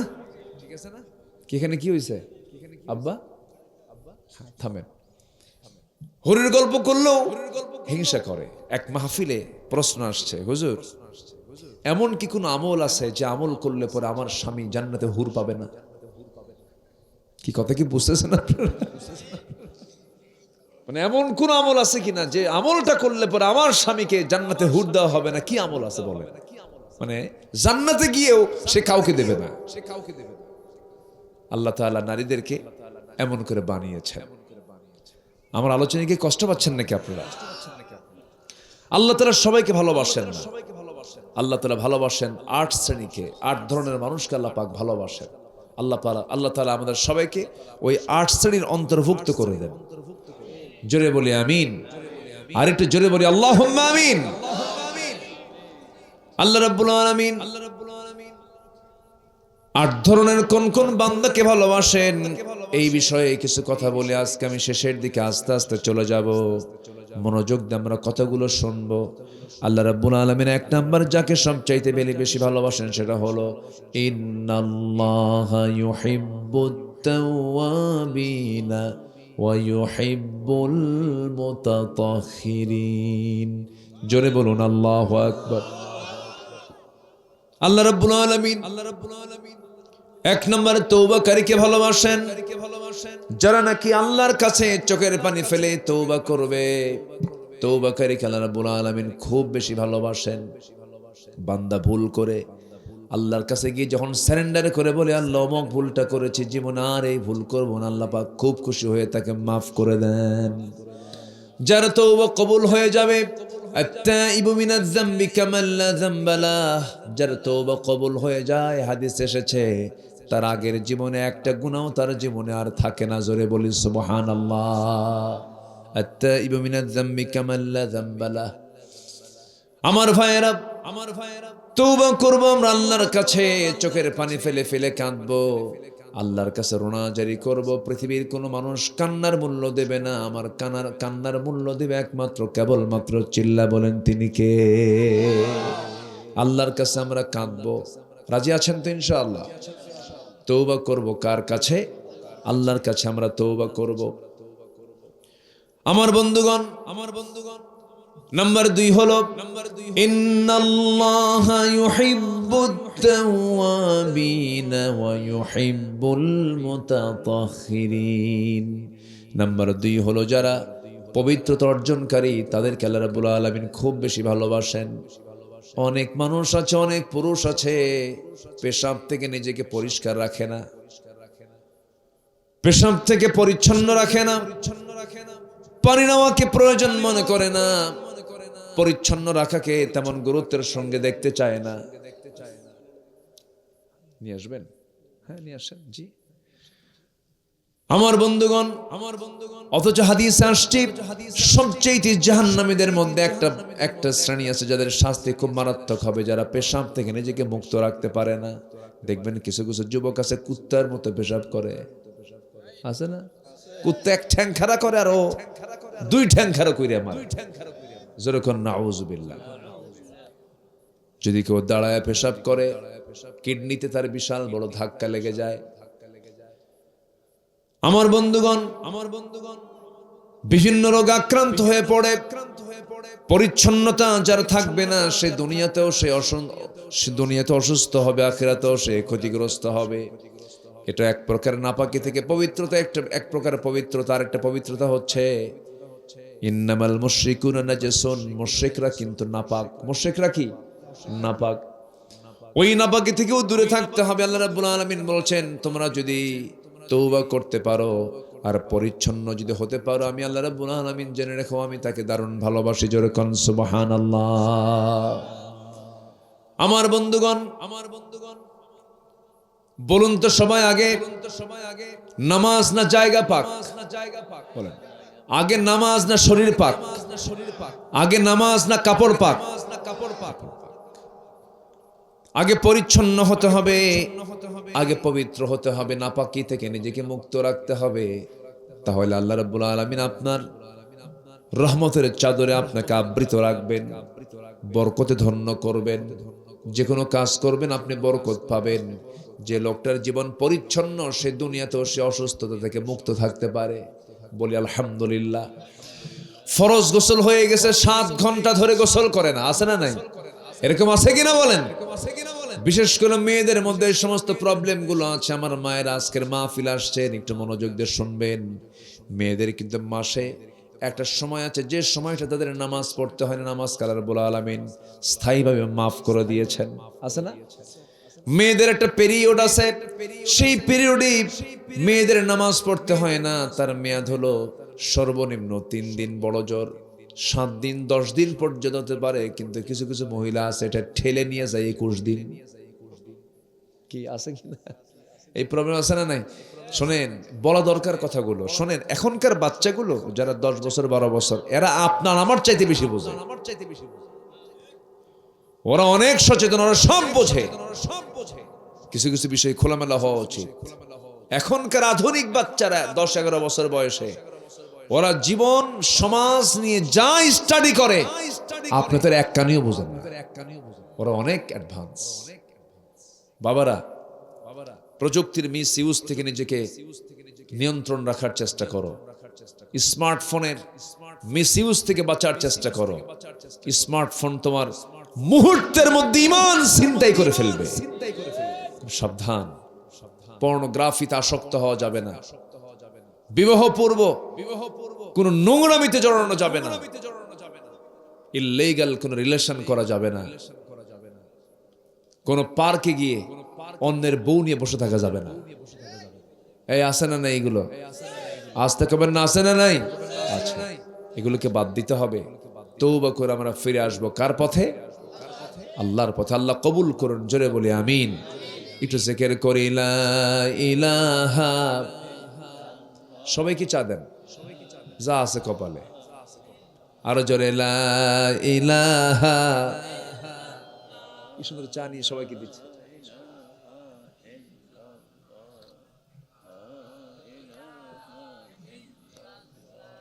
আরো জোরে লা ইলাহা। আরো জোরে লা ইলাহা। লা ইলাহা ইল্লাল্লাহু মুহাম্মাদুর রাসূলুল্লাহ সাল্লাল্লাহু আলাইহি ওয়াসাল্লাম। তাহলে 8 ধরনের মানুষকে আল্লাহ পাক ভালোবাসেন। এর মধ্যে 2 ধরনটা আমরা শিখে নিলাম। আমরা তওবাকারী হব, আমরা পবিত্রতা অর্জন করব। জোরে বলি ইনশাআল্লাহ। যারা মক্কা মদিনা গেছেন, মক্কার একটা এরিয়া আছে হুদুদে মক্কা, অর্থাৎ হারাম এরিয়ার ভিতরে একটা এরিয়া আছে। হারাম এরিয়া মানে নিষিদ্ধ এরিয়া, পবিত্র এরিয়া, যে এরিয়াতে পৃথিবীর কোন মুশরিক, কোন কাফের ওই এলাকায় ঢুকতে পারবে না। এমনকি ডোনাল্ড ট্রাম্পও যদি সৌদি আরবের সফরে যান, এত বড় পরাশক্তি কিন্তু ইসলামের দৃষ্টিকোণ থেকে হারাম করা হয়েছে। হুদুদে মক্কার ভিতরে কোনো মুশরিক ঢুকতে পারবে না, কারণ ওরা হচ্ছে নাপাক। ওরা কি নাপাক। ঈমান যার নাই সে কি বলেন, ঈমান যার নাই সে কি নাপাক। এটা কিন্তু বিশাল ব্যাপার সম্মানিত ভাইয়েরা। এই জন্য কোনো খাবার খেতে গেলে খাবারের প্রস্তুতি, খাবার খাওয়াচ্ছে কে, কোন ধরনের মানুষ খাওয়াচ্ছে, এগুলো কিন্তু তাকওয়ার একটা গুরুত্বপূর্ণ দিক। এগুলো খেয়াল করা দরকার। আমি যে দোকান থেকে খাবার নিচ্ছি, এই দোকানের খাবারগুলো কে বানিয়েছে, প্রস্তুতকারক কারা, কি আমার কথা বুঝতেছেন কি? আকলমন্দ ইশারা বা আরশাদ, সচেতন ব্যক্তির জন্য ইঙ্গিতগুলো যথেষ্ট। আবার আমাকে সাম্প্রদায়িক বলবেন না, এটা ভুল বুঝবেন না। আমি তাকওয়ার দিকটা আমি লক্ষ্য করতে বলছি। আচ্ছা বলুন তো, আমার দেশের কোনো হিন্দু ভাই কি জুমার নামাজ পড়তে যায়? আচ্ছা, জুমার নামাজ পড়তে যায় না। আচ্ছা, আমার দেশের কোনো হিন্দু ভাই কি এরকম ঈদের দিন ঈদগাহে নামাজ পড়তে যায়? তাহলে ঈদগাহে নামাজ পড়তে যায় না, তারপরে মসজিদে নামাজ পড়ার জন্য যায় না। কিন্তু দুর্গা পূজায় নারিকেলের নাড়ু খেতে যাওয়া মুসলমান মনে হয় আমার দেশে নাই। আসতে বলবেন না, আছে না নাই? ওরা আমাদের ধর্মীয় কাজে অংশগ্রহণ করে না, কিন্তু ওদের কোন দুর্গা পূজায় ওরা বেশি না মুসলমান বেশি? মুসলমান বেশি। আলহামদুলিল্লাহ কর। ও নাউজুবিল্লাহ কইছে তো। আচ্ছা, ঠিক না, আল্লাহ পাক এগুলো পছন্দ করেন না। তারা যে ধর্ম পালন করছে আমরা বিরোধিতা করব না, বলবো না যে এটা করা যাবে না, বলবো না কিছু, নাও বলবো না, হাও বলবো না। এটা এমন একটা বিষয় যে এখানে ধর্মকে, কারো ধর্মকে গালিও দেওয়া যাবে না। লা তাসাব্বুল আসনাম, কোনো মূর্তিকে তোমরা গালি দিও না। তোমরা তাদের মূর্তিকে গালি দিবে, আল্লাহ তোমাদের আল্লাহকে তারা গালি দিবে। বোঝেন নাই? তো তাদের কাজ তারা করবে, কিন্তু তাদের ধর্মের প্রশংসা করার কোনো দরকার আমার নাই। আমার প্রশংসা হবে কয়টা ধর্মের প্রচার? বলেন বলেন বলেন বলেন। আমার জন্য দিন কয়টা? তার নাম কি? আরো জোরে, আরো জোরে। ইসলাম কার? ইসলামটা কার? আল্লাহ। এটা কারো বাবার না, কারো স্বামীরও না, কারো বাবারও না, কারো স্বামীর না, কারো মায়েরও না। ইসলামটা কার? আল্লাহ পাক। সম্মানিত ভাইয়েরা, এটা আল্লাহ পাকের মনোনীত দিন। ইন্নাদ-দীন ইনদাল্লাহিল ইসলাম। এখানে মুরব্বী মানে আয়াত বলতেছে, আমি পরে বলে দিলাম, ইন্নাদ-দীন ইনদাল্লাহিল ইসলাম। আমার বন্ধুগণ, নাম্বার 1 হলো তওবাকারী, নাম্বার 2 হলো পবিত্রতা অর্জনকারী, নাম্বার 3 এবার কারা শুনুন, ইন্নাল্লাহা ইউহিব্বুল্লাযীনা ইউকাতিলুনা ফী সাবিলিহি সাফফান কাআন্নাহুম বুনয়ানুম মারসুস। জোরে বলুন আল্লাহু আকবার। আল্লাহ রাব্বুল আলামিন মুজাহিদকে সবচেয়ে বেশি ভালোবাসেন যারা জিহাদ করতে যায়, সীসাঢালা প্রাচীরের মতো কাতারবদ্ধ হয়ে যারা আল্লাহর সংগ্রাম, আল্লাহর পথে যারা সংগ্রাম করে, আল্লাহ তাদেরকে অতিশয় ভালোবাসেন। কার কথা বলেন? আল্লাহর কথা। আমার নবীজি তার জীবনের নবুয়তের জিন্দেগীর শেষ 10 বছরে 86টি যুদ্ধ পরিচালনা করেছেন, 27টি সম্মুখ যুদ্ধের নেতৃত্ব দিয়েছেন। সেই দিন প্রতিষ্ঠা করতে গিয়ে নবীজির 2টা দাঁত ভেঙে গেছে, এরপরে লোহাগুলো গালের মধ্যে ঢুকেছে, কপালের মধ্যে শক্ত হাড়ে লোহা ঢুকেছে। আমার নবীজির কোমর হেরে গেছে, কোমর কুজা হয়ে গেছে। আমার বন্ধুগণ, আমার নবীজি তার 63 বছরের জিন্দেগীর 23 বছরের নবুয়তের জিন্দেগীর 13 বছর মক্কায় মার খেতে চলে গেছে, আর বাকি যে 10 বছর তিনি মদিনায় ছিলেন, এই 10 বছরে দিনের বেলায় তার থাকতো ঘোড়ার পিঠে, আর রাত্রে বেলায় কাটতো তার জায়নামাজে। এই ছিল তার জীবন। অর্থাৎ আমার নবীর জীবনকে যদি গবেষণা নিয়ে আসা যায়, শুধু মুহাম্মদ বললে ভুল হবে, মুজাহিদ মুহাম্মদ সাল্লাল্লাহু আলাইহি ওয়াসাল্লাম। আমার ভাইয়েরা, নাম্বার 4 হলো আল্লাহ রাব্বুল আলামিন কাদেরকে ভালোবাসেন? আল্লাহ রাব্বুল আলামিন বলছেন যারা তাওয়াক্কুল করবে আল্লাহর উপরে, যারা ভরসা করবে আল্লাহর উপরে, আল্লাহ রাব্বুল আলামিন বলছেন ফাবিমা রাহমাতিম মিনাল্লাহি লিনতা লাহুম ওয়ালাউ কুনতা ফাযযান গালিযাল কলব لانفضوا من حولك فاعف عنهم واستغفر لهم وشاورهم في الأمر فإذا عزمت فتوكل على الله إن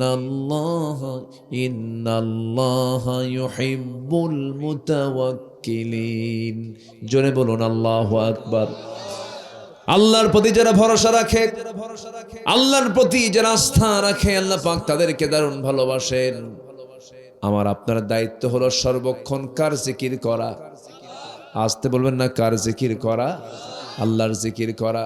যে বান্দার মুখ থেকে আল্লাহর নাম বাদ পড়ে না, যে বান্দার স্মরণ থেকে আল্লাহর নাম কখনো বাদ পড়ে না, ওই বান্দা কখনো জাহান্নাম যাবে না। আল্লাহ রাব্বুল আলামিন বলেন, কি সুন্দর করে বলছেন, আলা বিযিকরিল্লাহি তাতমাইন্নুল কুলুব। জোরে বলুন আল্লাহু আকবার। সাবধান সাবধান, আলা ডিপ অ্যাটেনশন গ্র্যাবার, কাউকে মনোযোগী করার জন্য এই যে ও ভাই, এই যে সাবধান। আলা কি? আলা মানে হলো সাবধান। আল্লাহর সন্তুষ্টির জন্য সবচাইতে বড় কাজ হলো তার নামের জিকির করা। আলা বিযিকরিল্লাহি তাতমাইন্নুল কুলুব। হৃদয়ের প্রশান্তির জন্য আল্লাহর জিকির ছাড়া পৃথিবীতে আপনি কোথাও প্রশান্তি পাবেন না। জোরে কোন সুবহানাল্লাহ। আমার ভাইয়েরা, আল্লাহ রাব্বুল আলামিন বান্দাকে জিকির না করলে কি হবে তাও বলে দিচ্ছেন, কি ভয়ঙ্কর অবস্থা হবে। আল্লাহ রাব্বুল আলামিন বলছেন, ওয়ামান আ'রাদা আন যিকরি فإن له معيشة ضنكا ونحشره يوم القيامة أعمى قال رب لم حشرتني أعمى وقد كنت بصيرا جربلنا الله أكبر আল্লাহ বলছেন, আমার জিকির থেকে, আমার স্মরণ থেকে, আমার কোরআন থেকে যে বান্দা নিজেকে গুটিয়ে নেবে, আমি তার জন্য দুটো ক্ষতি তার জন্য রেখে দিয়েছে। নাম্বার 1 হলো তার দুনিয়ার জীবনটা সংকীর্ণ হয়ে যাবে, হাজার হাজার কোটি টাকার মালিক হবে কিন্তু শান্তি থাকবে না, আরাম থাকবে না। দেখেন গোটা দেশের টপ লিস্টেড ধনী বেক্সিমকো গ্রুপের একজন চেয়ারম্যান সালমান এফ রহমান, বলেন তো এত সম্পদ থাকার পরও তার শান্তি না অশান্তি? আজতে শান্তি না অশান্তি? অশান্তি। এক কথায় আল্লাহর জিকির না থাকলে পরে, আল্লাহর প্রতি তাওয়াক্কুল না থাকলে পরে তার জীবনটা সংকীর্ণ হয়ে যাবে। আমার বন্ধুগণ, আমার ভাইরা, আল্লাহ রাব্বুল আলামিন এই জন্য বারবার বিভিন্ন জায়গায়, আরেক জায়গায় বলছেন, আরেক জায়গায় তাওয়াক্কুলের ব্যাপারে বলছেন। আল্লাহ নিজে বলছেন, কোন বান্দার মধ্যে যদি তাওয়াক্কুলটা পরিপূর্ণ থেকে যেত, মহান রব্বুল আলামিন ওই বান্দাকে পাখির মতো রিজিক দিয়ে দিতেন। জোরে কোন সুবহানাল্লাহ। আমরা তাওয়াক্কুল করব কার উপরে? ভরসা করব কার উপরে? আল্লাহর উপরে। জিকির করব কার? এক সময় না, সব সময়। জিকিরটাকে একটু ব্যাখ্যা দিলেই বোঝা যাবে। একটা ইতিহাস মনে পড়ল। ইসলামের 2 নম্বর খলিফা ওমর ফারুক রাদিয়াল্লাহু তাআলা আনহু, কয় নম্বর খলিফা বলেন? 2 নম্বর। আমাদের খলিফা মোট কয়জন? 4 জন। 1 নম্বর খলিফা কে? Number 2, number 3 Osman, number 4 Ali. এই সমস্ত ইতিহাসগুলো সবার জানার দরকার আছে না নাই? ইতিহাসকে বিকৃত করতে করতে 16 বছর এমন শিক্ষানীতি ঢুকিয়ে দিয়েছিল, ইসলামের কোনো গন্ধ ছিল না, খালি বাপের ইতিহাস। ঠিক কিনা? তাহলে কিসের ইতিহাস? বাপের ইতিহাস। আজকে জাতি সবাই কোরআন পড়তে পারে না। কেন জানে না? কেন পারে না? সিলেবাসটা ছিল ত্রুটিপূর্ণ। সিলেবাসে দিন শেখার কোনো পরিবেশ ছিল না। আমরা আগামীতে এমন শিক্ষা সিলেবাস দেখতে চাই যেন 20 কোটি তাওহীদি জনতাই যেন কোরআনের জ্ঞান অর্জন করতে পারে। তাহলে 2 নম্বর খলিফার নাম কি? ওমর। বহুদিন আগে এক মাহফিলে বললাম, ওমরে ফারুককে চেনেন কে? তো এক ছোট্ট ছেলে সামনে থেকে দাঁড়ায় বলে, হুজুর আমি চিনি কে আমাদের বাড়ির দোতলায় ভাড়া থাকে। কি এটা কি চালাবো? মাশাআল্লাহ, আচ্ছা ঠিক আছে। ওমর ফারুক কে আমাদের বাড়ির দোতলায় ভাড়া থাকে। তো ওই ছোট্ট ছেলেটাকে বললাম, বাবা তুমি 100-তে 100 পাইছো, কারণ তোমার বুদ্ধি যতদূর তোমার উত্তর ততদূর, তুমি ঠিকই আছো। কিন্তু এই অমর তো ভাড়া থাকে অমর নন। এই অমর সেই অমর, যে অমরের হুঙ্কারে রোম পারস্য থরথর করে কাঁপত। যে অমর, যে রাস্তা দিয়ে যেতেন শয়তানের রাস্তা দিন পর্যন্ত যেত না।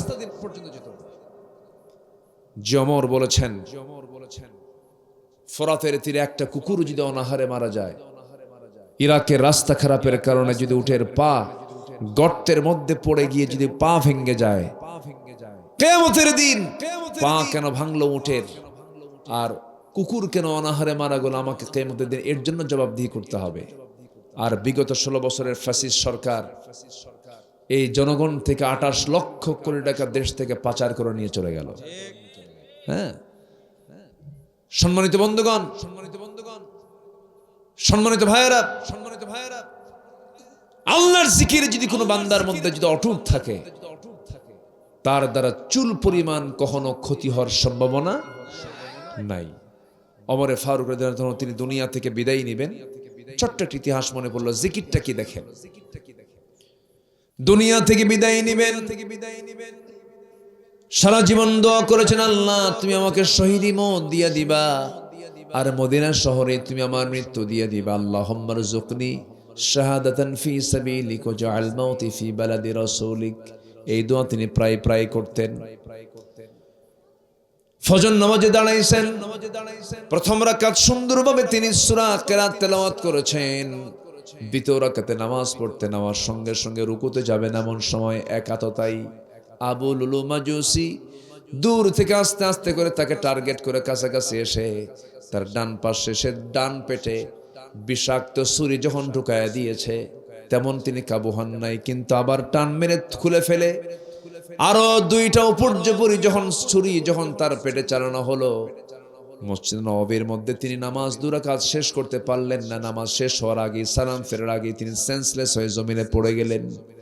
জমিনে যখন পড়ে গেছেন, রক্ত দিয়ে গোটা জমিনটা সয়লাব হয়ে গেছে। কয়েক ঘন্টা কোনো সেন্স নাই।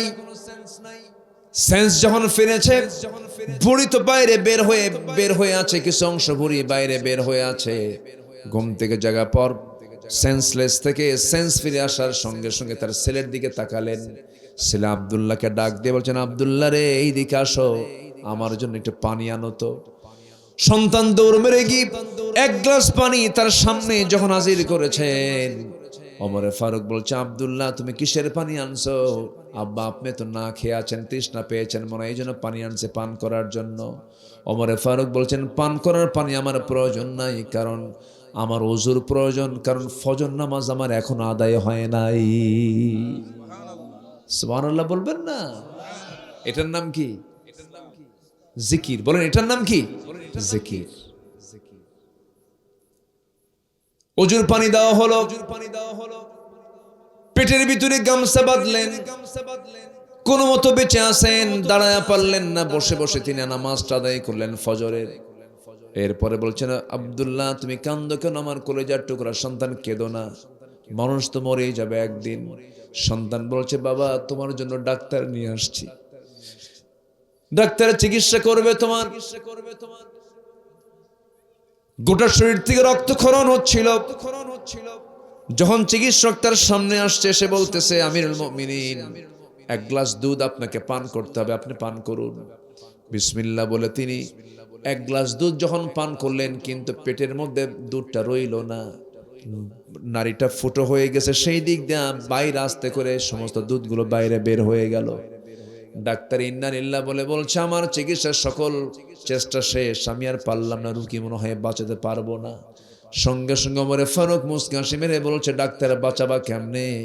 আমার আল্লাহ তাআলা আমার নাকের মধ্যে জান্নাতের ঘ্রাণ ঢুকায়া দিয়েছে।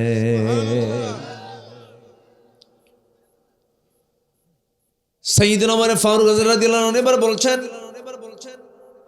আব্দুল্লাহ চিকিৎসা করে কোনো লাভ হবে না, ডাক্তার তুমি চলে যাও। ডাক্তার যখন ব্যাক হয়ে চলে যাচ্ছিল, সেই সময় তার পাজামার দিকে ওমরে ফারুক তাকায়, দেখেন তার পাজামার কাপড়টা গিরার নিচে পড়ে আছে। ওমরে ফারুক অসুস্থ দেহ নিয়ে বলছে, ও ডাক্তার এইদিকে আসো, তোমার পায়ের যে পাজামার কাপড়টা আমি দেখতে পাচ্ছি, আল্লাহ পাক তোমাকে কিয়ামতের দিন তাকাবেন না, তাড়াতাড়ি পাজামার কাপড় উঠায় নাও, কারণ কিয়ামতের দিন আল্লাহ রাব্বুল আলামিন সেই বান্দার দিকে তাকাবেন না যারা পাজামার কাপড়টা গিরার নিচে থাকে। চিন্তা করে দেখুন, নারী ভুঁড়ি বের হয়ে গেছে, কিছুক্ষণ পর মারা যাবে, অথচ একটা মানুষকে সর্বশেষ দাওয়াতের কথাও তিনি এক চুল পরিমাণ বলেন নাই। যেরকম সুবহানাল্লাহ। সাইয়েদনা ওমর ফারুক রাদিয়াল্লাহু আনহু দুনিয়া থেকে বিদায় নেবেন। বিদায় নেওয়ার সময় শেষ মুহূর্তে আব্দুল্লাহকে ডাক দিয়ে বলছে, আব্দুল্লাহ রে, আমার বন্ধু আবু বকর নবীর সামনে নবীর সাথে শুয়ে আছে, আমার বড় শখ, আমি যদি নবীর পাশে ঘুমাতে পারতাম, আমি যদি নবীর পাশে যদি আমার কবরটা যদি আমি নিতে পারতাম কতই না ভালো হতো। আব্দুল্লাহ তুমি যাও তো আম্মাজান আয়েশা সিদ্দিকের কাছে গিয়ে আমার এই প্রস্তাবনা দিয়ে আসো, দেখো তো আমার প্রস্তাবনা গ্রহণ করে নাকি। যখন প্রস্তাব নিয়ে যখন তার ছেলে আব্দুল্লাহ গিয়ে সামনে পৌঁছলেন, আম্মাজান আয়েশা কাঁদতে কাঁদতে বলছেন, অর্ধজাহানের শাসনকর্তা ওমরের মতো মানুষ আমার কাছে একটা ছোট্ট আবদার করবে, আমি কেমন করে মানা করি। আমি আমার আমি আমার কবরের জায়গাটা আমি তার জন্য ওয়াকফ করে দিলাম। জোরে কোন সুবহানাল্লাহ। আমার বন্ধুগণ, সারা জীবনের যত ভালোবাসা যত মোহাব্বত গুলো আছে, এর মধ্যে সবচাইতে বেশি মোহাব্বত উজাড় করব যে অংশটুকু, সেটা হচ্ছে কার জন্য বলুন? আসতে বলবেন না, কার জন্য? ওয়াল্লাযীনা আমানু আশাদ্দু হুব্বান লিল্লাহ। নাম্বার 2 হলো মুহাম্মদ সাল্লাল্লাহু আলাইহি ওয়াসাল্লাম। এখনো যারা হাজি হজ করতে যান, যারা মদিনায় সফর করতে যান, সেই জায়গায় 3টা কবর দেখতে পাবেন। একই জায়গায় 3 জন শুয়ে আছেন, মুহাম্মদ সাল্লাল্লাহু আলাইহি ওয়াসাল্লাম, তার সঙ্গে শুয়ে আছেন ওমর ফারুক রাদিয়াল্লাহু আনহু, আবু বকর সিদ্দিক রাদিয়াল্লাহু তাআলা আনহু। চাইতে হবে কার কাছে? আজ থেকে না, চাইতে হবে কার কাছে? আল্লাহর কাছে। এই যে মাস তিনেক আগে গিয়েছিলাম,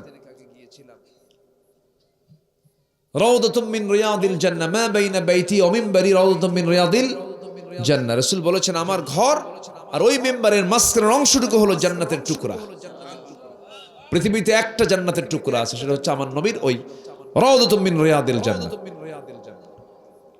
মদিনায় গেলেই সবাই সেখানে যায়, সময়টা খুব কম পাওয়া যায়। আমি আমার ছেলেকে নিয়ে বললাম, আব্বু চলো একটু যাই আমরা রিয়াজুল জান্নাহ, রাউদাতুম মিন রিয়াদিল জান্নাহ ঘুরে আসি।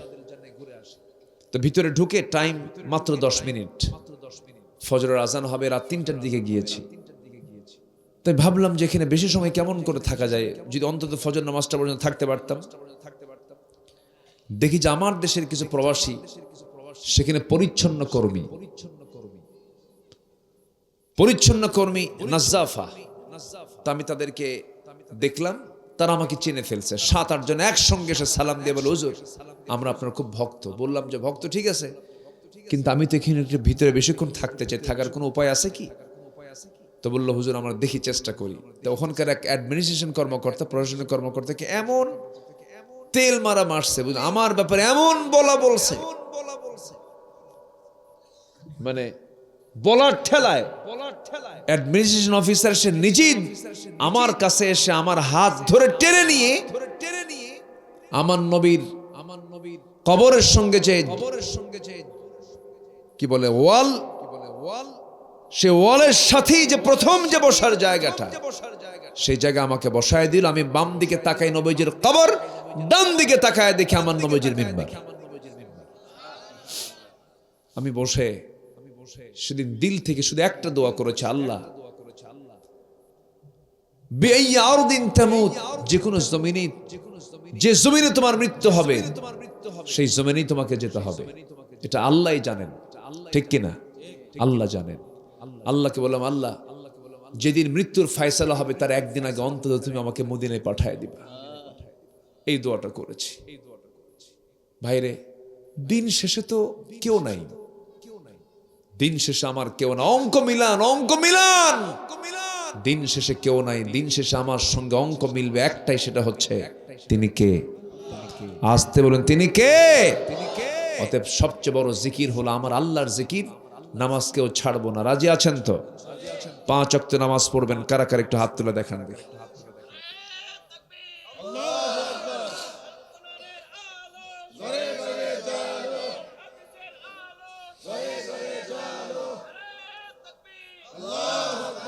আল্লাহ কবুল করেন, জোরে বলে আমিন। আমার মা মাহফিল আসছেন অনেকে, মাদেরকে উদাত্ত আহ্বান জানাবো, দয়া করে সবাই পর্দার বিষয়টা নিশ্চিত করে, পর্দার বিষয় নিশ্চিত করে নামাজটা পড়বেন। অনেকে নামাজ পড়ে কিন্তু গায়ে পায়ে কোনো পর্দা নাই। তাদের অবস্থা কি জানেন? তাদের অবস্থা হচ্ছে লুঙ্গি ছাড়া মাথায় টুপি পড়ার মতো। লুঙ্গি ছাড়া মাথায় কি টুপি পরার মতো। বলেন তো, লুঙ্গি আগে দরকার না টুপি আগে দরকার? লুঙ্গি আগে দরকার। মা, আপনার পর্দাই হলো না। আচ্ছা, বোরকাওয়ালি দরকার না পর্দাওয়ালি দরকার? বোরকাওয়ালি না পর্দাওয়ালি?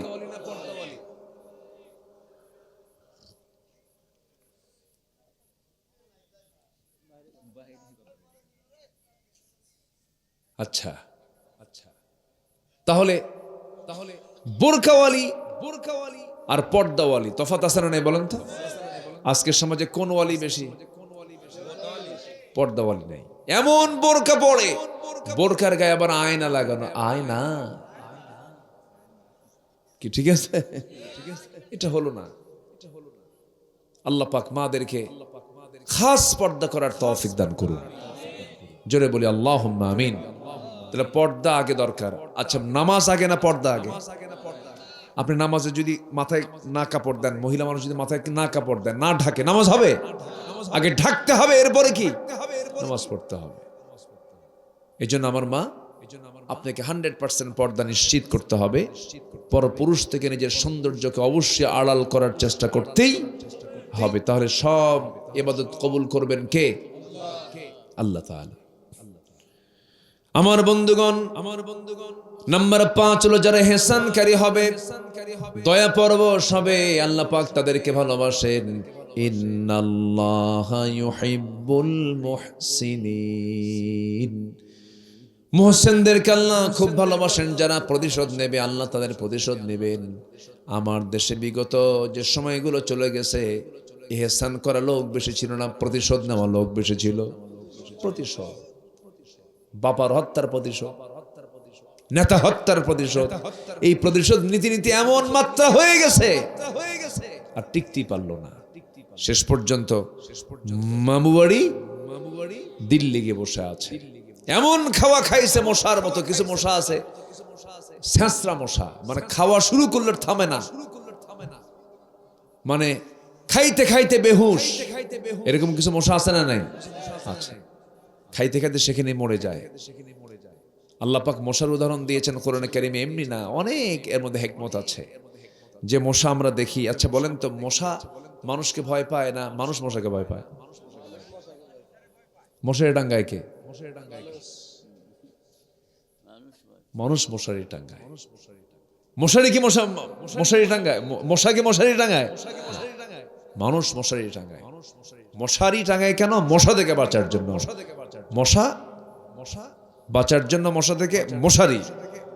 মানুষ টাঙ্গায়, মশারি টাঙ্গায় না, মশা টাঙ্গায় না। এই মশা মানুষের গায়ে যখন পড়ে, কত যে তার প্রযুক্তি ব্যবহার করে জানেন? আপনি আপনার শরীর থেকে রক্ত বের করবেন, আপনি চেষ্টা করেন তো। আপনার শরীর থেকে আপনি রক্ত বের করতে নিলে আপনি আহত হয়ে পড়বেন, আপনি ক্ষতবিক্ষত হয়ে যাবেন। এই দেহ থেকে একটা রক্ত বের করবে, কি পরিমাণ তার সেখানে প্রযুক্তি ব্যবহার করা লাগে, কল্পনাতীত। মশা যে তার সুরটা দিয়ে যে মানুষের দেহের মধ্যে ঢুকায় দেয়, এর মধ্যে আবার 6টা অংশ আছে। ওই চিকন অংশের কয়টা অংশ আছে? 6টা অংশ আছে। প্রথম 2টা অংশ দিয়া চামড়াগুলো ফাড়ায় ফেলে, পরের 2টা অংশ দিয়া ব্লাড ভেসেল খুঁজতে থাকে, পঞ্চম অংশটুকু দিয়া সে কেমিক্যাল নিঃসরণ করে চতুর্দিকে সে অবশ বানায় ফেলে, অ্যানেস্থেসিয়া করে। কি করে? অ্যানেস্থেসিয়া করে। যারা বিজ্ঞান, যারা মেডিকেলের ভাষণ, এটা অজ্ঞান করে ফেলে। অজ্ঞান করার পরে ষষ্ঠতম অংশ দিয়ে সুরের সেই ষষ্ঠতম অংশ দিয়ে আস্তে করে ঢুকায় দেয়, একটু ঢুকায় আর চতুর্দিকে ডিফেন্স ক্যামেরা দিয়া, ড্রোন ক্যামেরা দিয়ে সে চতুর্দিকে দেখে। এই যে কিছুক্ষণ আগে ড্রোন ক্যামেরা উঠলো, এই ড্রোন ক্যামেরা আবিষ্কার হয়েছে মশার চোখকে রিসার্চ করে, কারণ মশার চোখের মধ্যে আছে ড্রোন ক্যামেরা। চতুর্দিকে সে দেখতে পায়, সে দেখে আস্তে আস্তে সে তার আসল যে সুরটা সে আস্তে করে ঢুকায় দেয়। আস্তে আস্তে মশা থেকে মানুষের দেহ থেকে রক্তগুলো শুষে শুষে নিয়ে আসে, পরিমাণ মতো নিয়ে আস্তে করে উঠে যায়। বান্দা টের পায় না, কারণ টের পাইলে কি ইন্তেকাল হয়ে যাবে। এই জন্য সে সূক্ষ্মভাবে সে কামড় মেরে নিয়ে রক্তগুলো শুষে নিয়ে চলে গেল। এরপরে 20 মিনিট 25 মিনিট পর জলে, কি ব্যাপার জলে কেন? এই তো মশা কামড় মারছে। কিন্তু এই যে আপনাকে না দেখায়া সুন্দর করে টেকনিক করে সে যে নিয়ে চলে গেল, এই যে প্রযুক্তিগুলো ব্যবহার করা হয়েছে, এই মশার সুরকে রিসার্চ করে আজকে মসকিটো ইন্সপায়ার্ড সিরিঞ্জ তৈরি হয়েছে, পেইনলেস নিডলস তৈরি হয়েছে। আমার বন্ধুগণ, আল্লাহ রাব্বুল আলামিন এই মশাকে আল্লাহ রাব্বুল আলামিন বান্দার জন্য একটা উদাহরণ দিয়ে দিয়েছেন। মশা থেকে তোমরা শিক্ষা নিয়ে নাও। আমার বন্ধুগণ, কিন্তু কিছু কিছু মশা আছে, ছ্যাঁচড়া মশা, যখন পরে হুঁশ থাকে না, যেখানে খায় সেখানেই পড়ে। যেমন করে বিগত সরকার ছিল 16 বছর ছ্যাঁচড়া মশার মতো খাইছিল, ঠিক কিনা? হজম হয়নি। কি হয়নি? হজম হয় নাই, বদহজম হয়ে গেছে। কেন? ইহসান করেনি, জুলুম করেছে, দয়া করেনি, প্রতিশোধ নিয়েছে।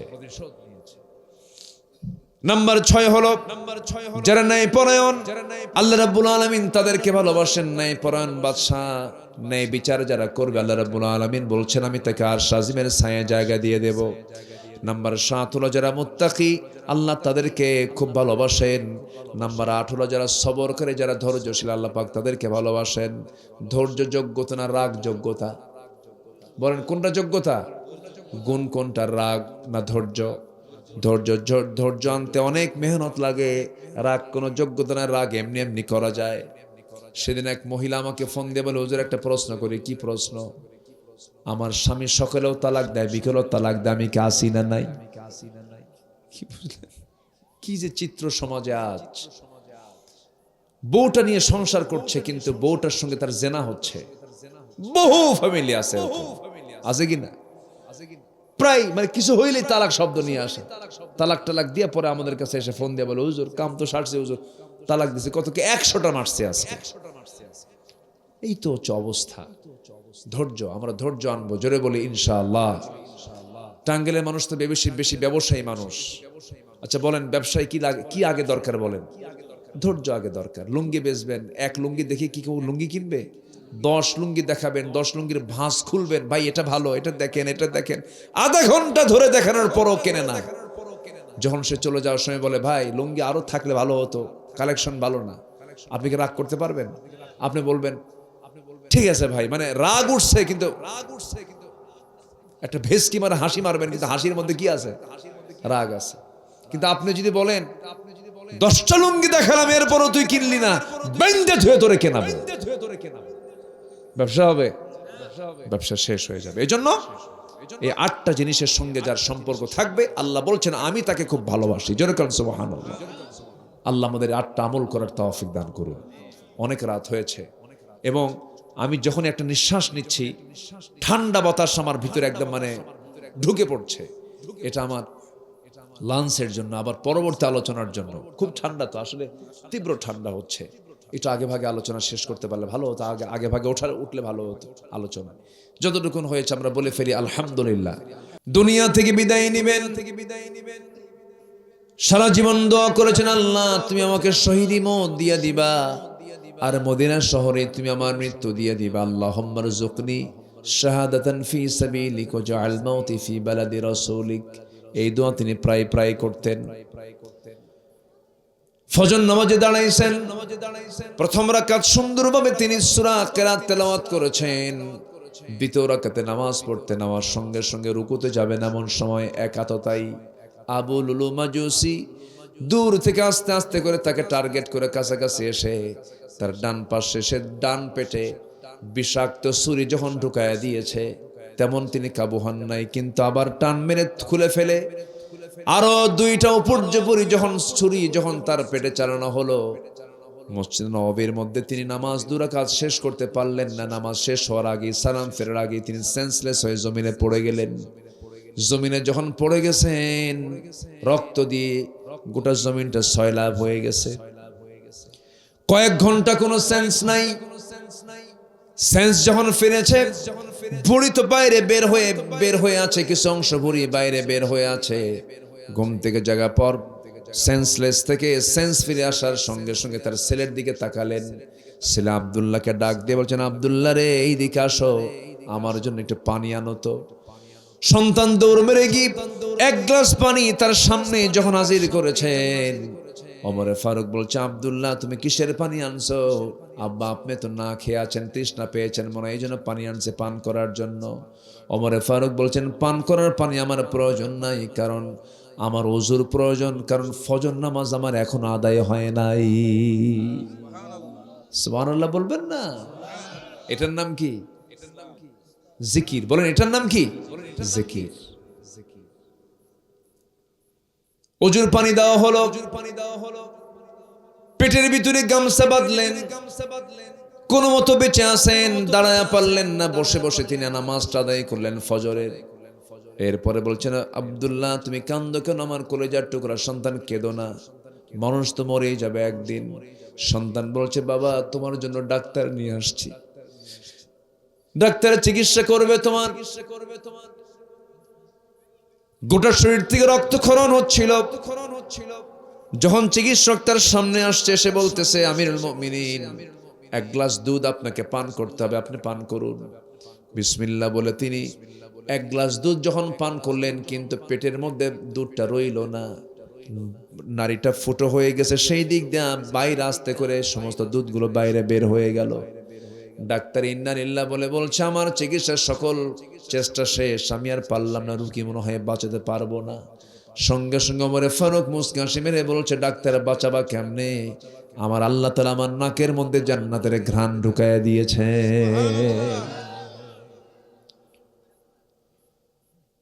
সাইয়েদনা ওমর ফারুক রাদিয়াল্লাহু আনহু এবার বলছেন,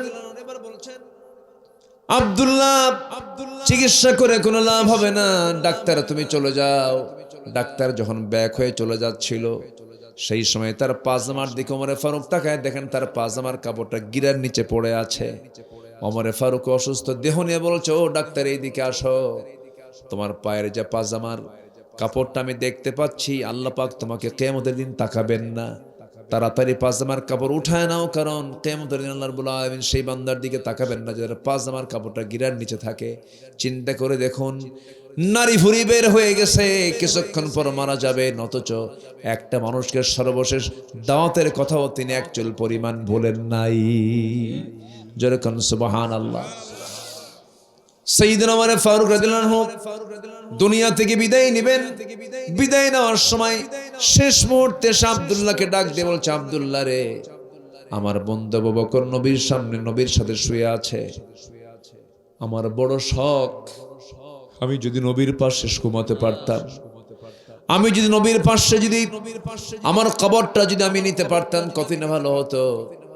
আব্দুল্লাহ তুমি যাও তো, আম্মাজান আয়েশা সিদ্দিকের কাছে গিয়ে আমার এই প্রস্তাবনা দিয়ে আসো, দেখো তো আমার প্রস্তাবনা গ্রহণ করে নাকি।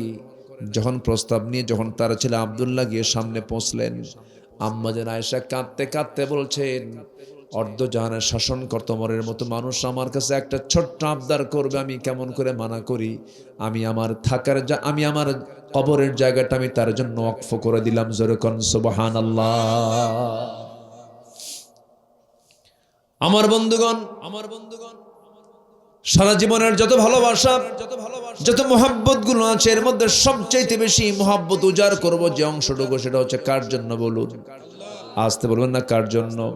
ওয়াল্লাযীনা আমানু আশাদ্দু হুব্বাল লিল্লাহ। নাম্বার 2 হলো মুহাম্মদ সাল্লাল্লাহু আলাইহি ওয়াসাল্লাম।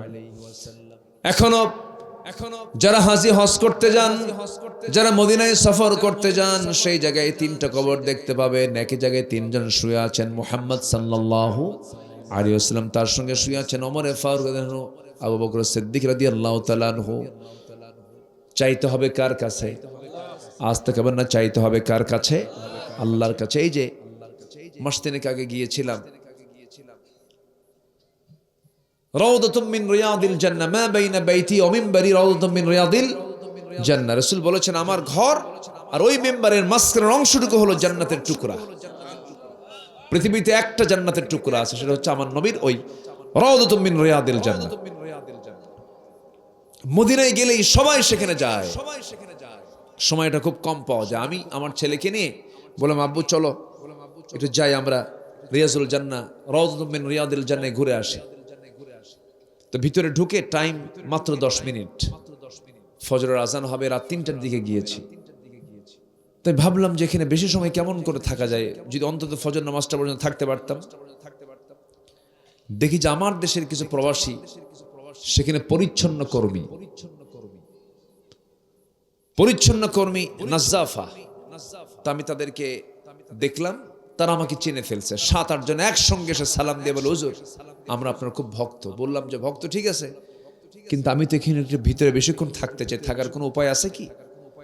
তো বললো, হুজুর আমরা দেখি, চেষ্টা করি। তো ওখানকার এক অ্যাডমিনিস্ট্রেশন কর্মকর্তা, প্রশাসনিক কর্মকর্তাকে এমন তেল মারছে, আমার ব্যাপারে এমন বলছে,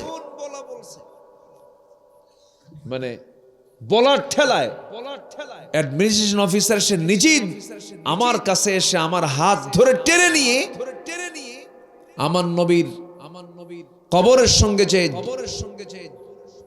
কি বলে ওয়াল, সে ওয়ালের সাথেই যে প্রথম যে বসার জায়গাটা, সেই জায়গা আমাকে বসায় দিল। আমি বাম দিকে তাকাই নবীজির কবর, ডান দিকে তাকায় দেখি আমার নবীজির মিম্বার।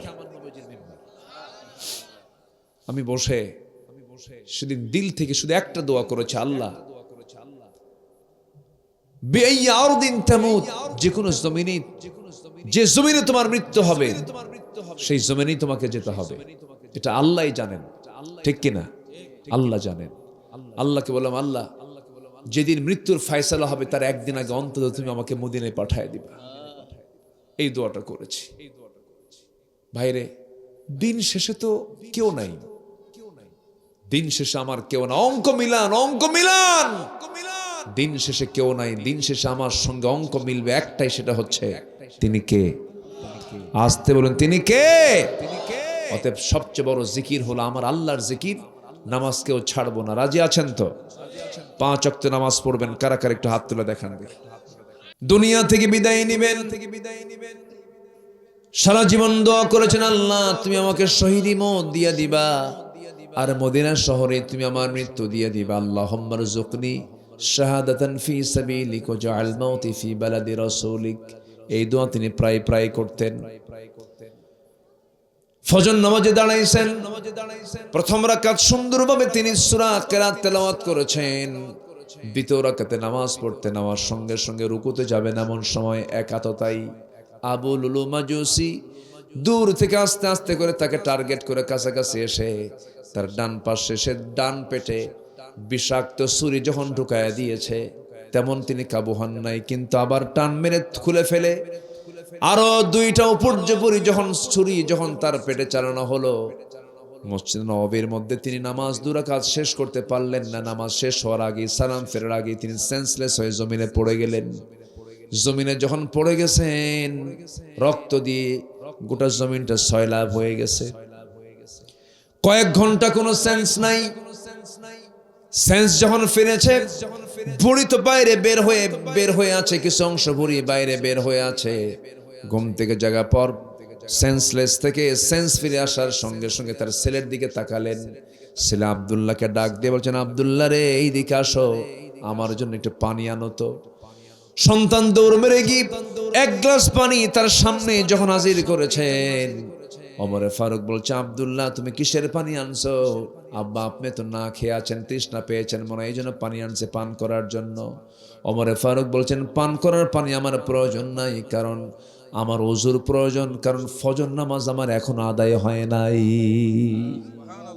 সুবহানাল্লাহ বলবেন না? এটার নাম কি? জিকির। বলেন, এটার নাম কি? জিকির। ওযুর পানি দেওয়া হলো, পেটের ভিতরে গামছা বাঁধলেন, কোনো মতো বেঁচে আছেন, দাঁড়ায় পারলেন না, বসে বসে তিনি নামাজটা আদায় করলেন ফজরের। এরপরে বলছেন, আব্দুল্লাহ তুমি কান্দো কেন? আমার কলেজার টুকরা সন্তান, কেঁদো না, মানুষ তো মরেই যাবে একদিন। সন্তান বলছে, বাবা তোমার জন্য ডাক্তার নিয়ে আসছি, ডাক্তারের চিকিৎসা করবে তোমার। গোটা শরীর থেকে রক্তক্ষরণ হচ্ছিল। যখন চিকিৎসক তার সামনে আসছে, সে বলতেছে, আমিরুল মুমিনিন, এক গ্লাস দুধ আপনাকে পান করতে হবে, আপনি পান করুন। বিসমিল্লাহ বলে তিনি এক গ্লাস দুধ যখন পান করলেন, কিন্তু পেটের মধ্যে দুধটা রইল না, নারীটা ফুটো হয়ে গেছে, সেই দিক দিয়ে বাইরে আস্তে করে সমস্ত দুধগুলো বাইরে বের হয়ে গেল। ডাক্তার ইন্নালিল্লাহ বলে বলছে, আমার চিকিৎসার সকল চেষ্টা শেষ, আমি আর পারলাম না, রুগী মনে হয় বাঁচাতে পারবো না। সঙ্গে সঙ্গে ওমরে ফারুক মুস্কি হাসি মেরে বলছে, ডাক্তার বাঁচাবা কেমনে? আমার আল্লাহ তাআলা আমার নাকের মধ্যে জান্নাতের ঘ্রাণ ঢুকায় দিয়েছে।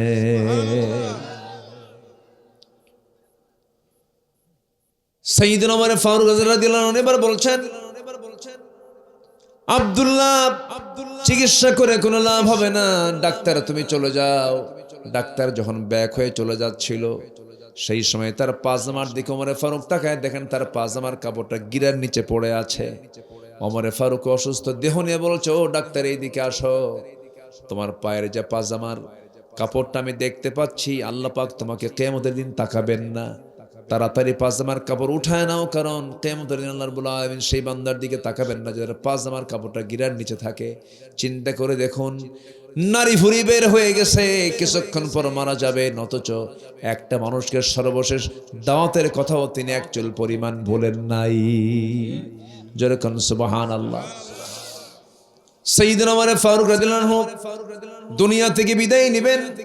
বিদায় নেওয়ার সময় শেষ মুহূর্তে আব্দুল্লাহকে ডাক দিয়ে বলছে, আব্দুল্লাহ রে, আমার বন্ধু আবু বকর নবীর সামনে নবীর সাথে শুয়ে আছে, আমার বড় শখ, আমি যদি নবীর পাশে ঘুমাতে পারতাম, আমি যদি নবীর পাশে যদি আমার কবরটা যদি আমি নিতে পারতাম, কতই না ভালো হতো। আব্দুল্লাহ তুমি যাও তো আম্মাজান আয়েশা সিদ্দিকের কাছে গিয়ে আমার এই প্রস্তাবনা দিয়ে আসো, দেখো তো আমার প্রস্তাবনা গ্রহণ করে নাকি। যখন প্রস্তাব নিয়ে যখন তার ছেলে আব্দুল্লাহ গিয়ে সামনে পৌঁছলেন, আম্মাজান আয়েশা কাঁদতে কাঁদতে বলছেন, অর্ধজাহানের শাসনকর্তা ওমরের মতো মানুষ আমার কাছে একটা ছোট্ট আবদার করবে, আমি কেমন করে মানা করি? আমি আমার কবরের জায়গাটা আমি তার জন্য ওয়াকফ করে দিলাম। জোরে কোন সুবহানাল্লাহ। আমার বন্ধুগণ, সারা জীবনের যত ভালোবাসা, যত মোহাব্বত গুলো আছে, এর মধ্যে সবচাইতে বেশি মোহাব্বত উজাড় করব যে অংশটুকু, সেটা হচ্ছে কার জন্য বলুন? আসতে বলবেন না, কার জন্য? ওয়াল্লাযীনা আমানু আশাদ্দু হুব্বান লিল্লাহ। নাম্বার 2 হলো মুহাম্মদ সাল্লাল্লাহু আলাইহি ওয়াসাল্লাম। এখনো যারা হাজি হজ করতে যান, যারা মদিনায় সফর করতে যান, সেই জায়গায় 3টা কবর দেখতে পাবেন। একই জায়গায় 3 জন শুয়ে আছেন, মুহাম্মদ সাল্লাল্লাহু আলাইহি ওয়াসাল্লাম, তার সঙ্গে শুয়ে আছেন ওমর ফারুক রাদিয়াল্লাহু আনহু, আবু বকর সিদ্দিক রাদিয়াল্লাহু তাআলা আনহু। চাইতে হবে কার কাছে? আজ থেকে না, চাইতে হবে কার কাছে? আল্লাহর কাছে। এই যে মাস তিনেক আগে গিয়েছিলাম, রাউদাতুম মিন রিয়াদিল জান্নাহ, মা বাইনা বাইতি ওয়া মিনবারি রাউদাতুম মিন রিয়াদিল জান্নাহ। রাসূল বলেছেন, আমার ঘর আর ওই মিম্বারের মাঝখানের অংশটুকু হলো জান্নাতের টুকরা। পৃথিবীতে একটা জান্নাতের টুকরা আছে, সেটা হচ্ছে আমার নবীর ওই রাউদাতুম মিন রিয়াদিল জান্নাহ। মদিনায় গেলেই সবাই সেখানে যায়, সময়টা খুব কম পাওয়া যায়। আমি আমার ছেলেকে নিয়ে বললাম, আব্বু চলো একটু যাই আমরা রিয়াজুল জান্নাহ, রাউদাতুম মিন রিয়াদিল জান্নাহ ঘুরে আসি। তো ভিতরে ঢুকে টাইম মাত্র 10 মিনিট, ফজরের আজান হবে, রাত 3টার দিকে গিয়েছি। তাই ভাবলাম যে এখানে বেশি সময় কেমন করে থাকা যায়, যদি অন্তত ফজর নামাজটা পর্যন্ত থাকতে পারতাম। দেখি যে আমার দেশের কিছু প্রবাসী সেখানে পরিচ্ছন্ন কর্মী নাজ্জাফা। তা আমি তাদেরকে দেখলাম, তারা আমাকে চিনে ফেলছে। 7-8 জন একসঙ্গে এসে সালাম দিয়ে বলে, হুজুর আমরা আপনার খুব ভক্ত। বললাম যে ভক্ত ঠিক আছে, কিন্তু আমি তো এখানে ভিতরে বেশিক্ষণ থাকতে চাই, থাকার কোনো উপায় আছে কি? তো বললো, হুজুর আমরা দেখি, চেষ্টা করি। তো ওখানকার এক অ্যাডমিনিস্ট্রেশন কর্মকর্তা, প্রশাসনিক কর্মকর্তাকে এমন তেল মারা মারছে, আমার ব্যাপারে এমন বলছে, মানে বলার ঠেলায় অ্যাডমিনিস্ট্রেশন অফিসার সে নিজেই আমার কাছে এসে আমার হাত ধরে টেনে নিয়ে আমার নবীর কবরের সঙ্গে যে কি বলে ওয়াল, সে ওয়ালের সাথেই যে প্রথম যে বসার জায়গাটা, সেই জায়গা আমাকে বসায় দিল। আমি বাম দিকে তাকাই নবীজির কবর, ডান দিকে তাকায় দেখি আমার নবীজির মিম্বার। আমি বসে সেদিন দিল থেকে শুধু একটা দোয়া করেছে, আল্লাহ যে কোনো জমিনে, যে জমিনে তোমার মৃত্যু হবে সেই জমিনেই তোমাকে যেতে হবে, এটা আল্লাহই জানেন, ঠিক কিনা? আল্লাহ জানেন। আল্লাহকে বললাম, আল্লাহ যেদিন মৃত্যুর ফায়সালা হবে তার একদিন আগে অন্তত তুমি আমাকে মদিনায় পাঠিয়ে দিবা। এই দোয়াটা করেছি। ভাইরে, দিন শেষে তো কেউ নাই, দিন শেষে আমার কেউ না, অঙ্ক মিলান, দিন শেষে কেউ নাই, দিন শেষে আমার সঙ্গে অঙ্ক মিলবে একটাই, সেটা হচ্ছে তিনি কে। আসতে বলেন, তিনি কে? অতএব সবচেয়ে বড় জিকির হলো আমার আল্লাহর জিকির। নামাজকেও ছাড়বো না। রাজি আছেন তো? 5 ওয়াক্ত নামাজ পড়বেন। কারা কারা একটু হাত তুলে দেখান। দুনিয়া থেকে বিদায় নিবেন, সারা জীবন দোয়া করেছেন, আল্লাহ তুমি আমাকে শহীদি মওত দিয়া দিবা, আর মদিনা শহরে তুমি আমার মৃত্যু দিয়ে দিবা। আল্লাহুম্মা রযুকনি শাহাদাতান ফি সাবিলিক ওয়াজআল মাউতি ফি বালাদি রাসূলিক। এই দোয়া তিনি প্রায় করতেন। ফজর নামাজে দাঁড়াইছেন, প্রথম রাকাত সুন্দরভাবে তিনি সূরা কিরাত তেলাওয়াত করেছেন। দ্বিতীয় রাকাতে নামাজ পড়তে নামার সঙ্গে সঙ্গে রুকুতে যাবেন, এমন সময় একাততাই আবু লুলু মাজুসি দূর থেকে আস্তে আস্তে করে তাকে টার্গেট করে কাছাকাছি এসে তার ডান পাশে, সে ডান পেটে বিষাক্ত ছুরি যখন ঢুকায় দিয়েছে, তেমন তিনি কাবু হন নাই, কিন্তু আবার টান মেরে খুলে ফেলে আরো 2টা উপর্যুপরি যখন ছুরি যখন তার পেটে চালানো হলো, মসজিদ নববীর মধ্যে তিনি নামাজ 2 রাকাত শেষ করতে পারলেন না। নামাজ শেষ হওয়ার আগে, সালাম ফেরার আগে তিনি সেন্সলেস হয়ে জমিনে পড়ে গেলেন। জমিনে যখন পড়ে গেছেন, রক্ত দিয়ে গোটা জমিনটা সয়লাব হয়ে গেছে। কয়েক ঘন্টা কোনো সেন্স নাই। সেন্স যখন ফিরেছে, ভুঁড়ি তো বাইরে বের হয়ে আছে, কিছু অংশ ভুঁড়ি বাইরে বের হয়ে আছে। ঘুম থেকে জাগা পর সেন্সলেস থেকে সেন্স ফিরে আসার সঙ্গে সঙ্গে তার ছেলের দিকে তাকালেন। ছেলে আব্দুল্লাহকে ডাক দিয়ে বলছেন, আব্দুল্লাহ রে, এই দিকে আসো, আমার জন্য একটু পানি আনো তো। সন্তান দৌড় মেরে গিয়ে 1 গ্লাস পানি তার সামনে যখন হাজির করেছেন, ওমরে ফারুক বলছে, আব্দুল্লাহ তুমি কিসের পানি আনছো? আব্বা, আপনি তো না খেয়ে আছেন, তৃষ্ণা পেয়েছেন মনে হয়, এই জন্য পানি আনছে পান করার জন্য। ওমরে ফারুক বলছেন, পান করার পানি আমার প্রয়োজন নাই, কারণ আমার ওযুর প্রয়োজন, কারণ ফজর নামাজ আমার এখন আদায় হয় নাই। সুবহানাল্লাহ বলবেন না? এটার নাম কি? জিকির। বলেন, এটার নাম কি? জিকির। ওযুর পানি দেওয়া হলো, পেটের ভিতরে গামছা বাঁধলেন, কোন মতো বেঁচে আছেন, দাঁড়ায় পারলেন না, বসে বসে তিনি নামাজটা আদায় করলেন ফজরের। এরপরে বলছেন, আব্দুল্লাহ তুমি কান্দো কেন? আমার কলেজার টুকরা সন্তান, কেঁদো না, মানুষ তো মরেই যাবে একদিন। সন্তান বলছে, বাবা তোমার জন্য ডাক্তার নিয়ে আসছি, ডাক্তার চিকিৎসা করবে তোমার। গোটা শরীর থেকে রক্তক্ষরণ হচ্ছিল। যখন চিকিৎসক তার সামনে আসছে, সে বলতেছে, আমিরুল মুমিনিন, 1 গ্লাস দুধ আপনাকে পান করতে হবে, আপনি পান করুন। বিসমিল্লাহ বলে তিনি 1 গ্লাস দুধ যখন পান করলেন, কিন্তু পেটের মধ্যে দুধটা রইল না, নারীটা ফুটো হয়ে গেছে, সেই দিক দিয়ে বাইরে আস্তে করে সমস্ত দুধগুলো বাইরে বের হয়ে গেল। ডাক্তার ইন্না লিল্লাহ বলে বলছে, আমার চিকিৎসার সকল চেষ্টা শেষ, আমি আর পারলাম না, রুগী মনে হয় বাঁচাতে পারবো না। সঙ্গে সঙ্গে ওমরে ফারুক মুস্কান মেরে বলছে, ডাক্তার বাঁচাবা কেমনে? আমার আল্লাহ তাআলা আমার নাকের মধ্যে জান্নাতের ঘ্রাণ ঢুকায়া দিয়েছে।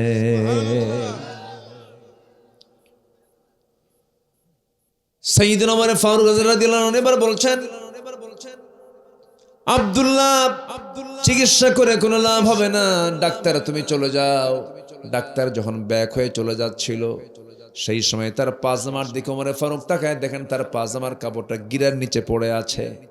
ওমরে ফারুক অসুস্থ দেহ নিয়ে বলছে, ও ডাক্তার এইদিকে আসো, তোমার পায়ের যে পাজামার কাপড়টা আমি দেখতে পাচ্ছি, আল্লাহ পাক তোমাকে কিয়ামতের দিন তাকাবেন না, তাড়াতাড়ি পাজামার কাপড় উঠায় নাও, কারণ কিয়ামতের দিন আল্লাহ রাব্বুল আলামিন সেই বান্দার দিকে তাকাবেন না যার পাজামার কাপড়টা গিরার নিচে থাকে।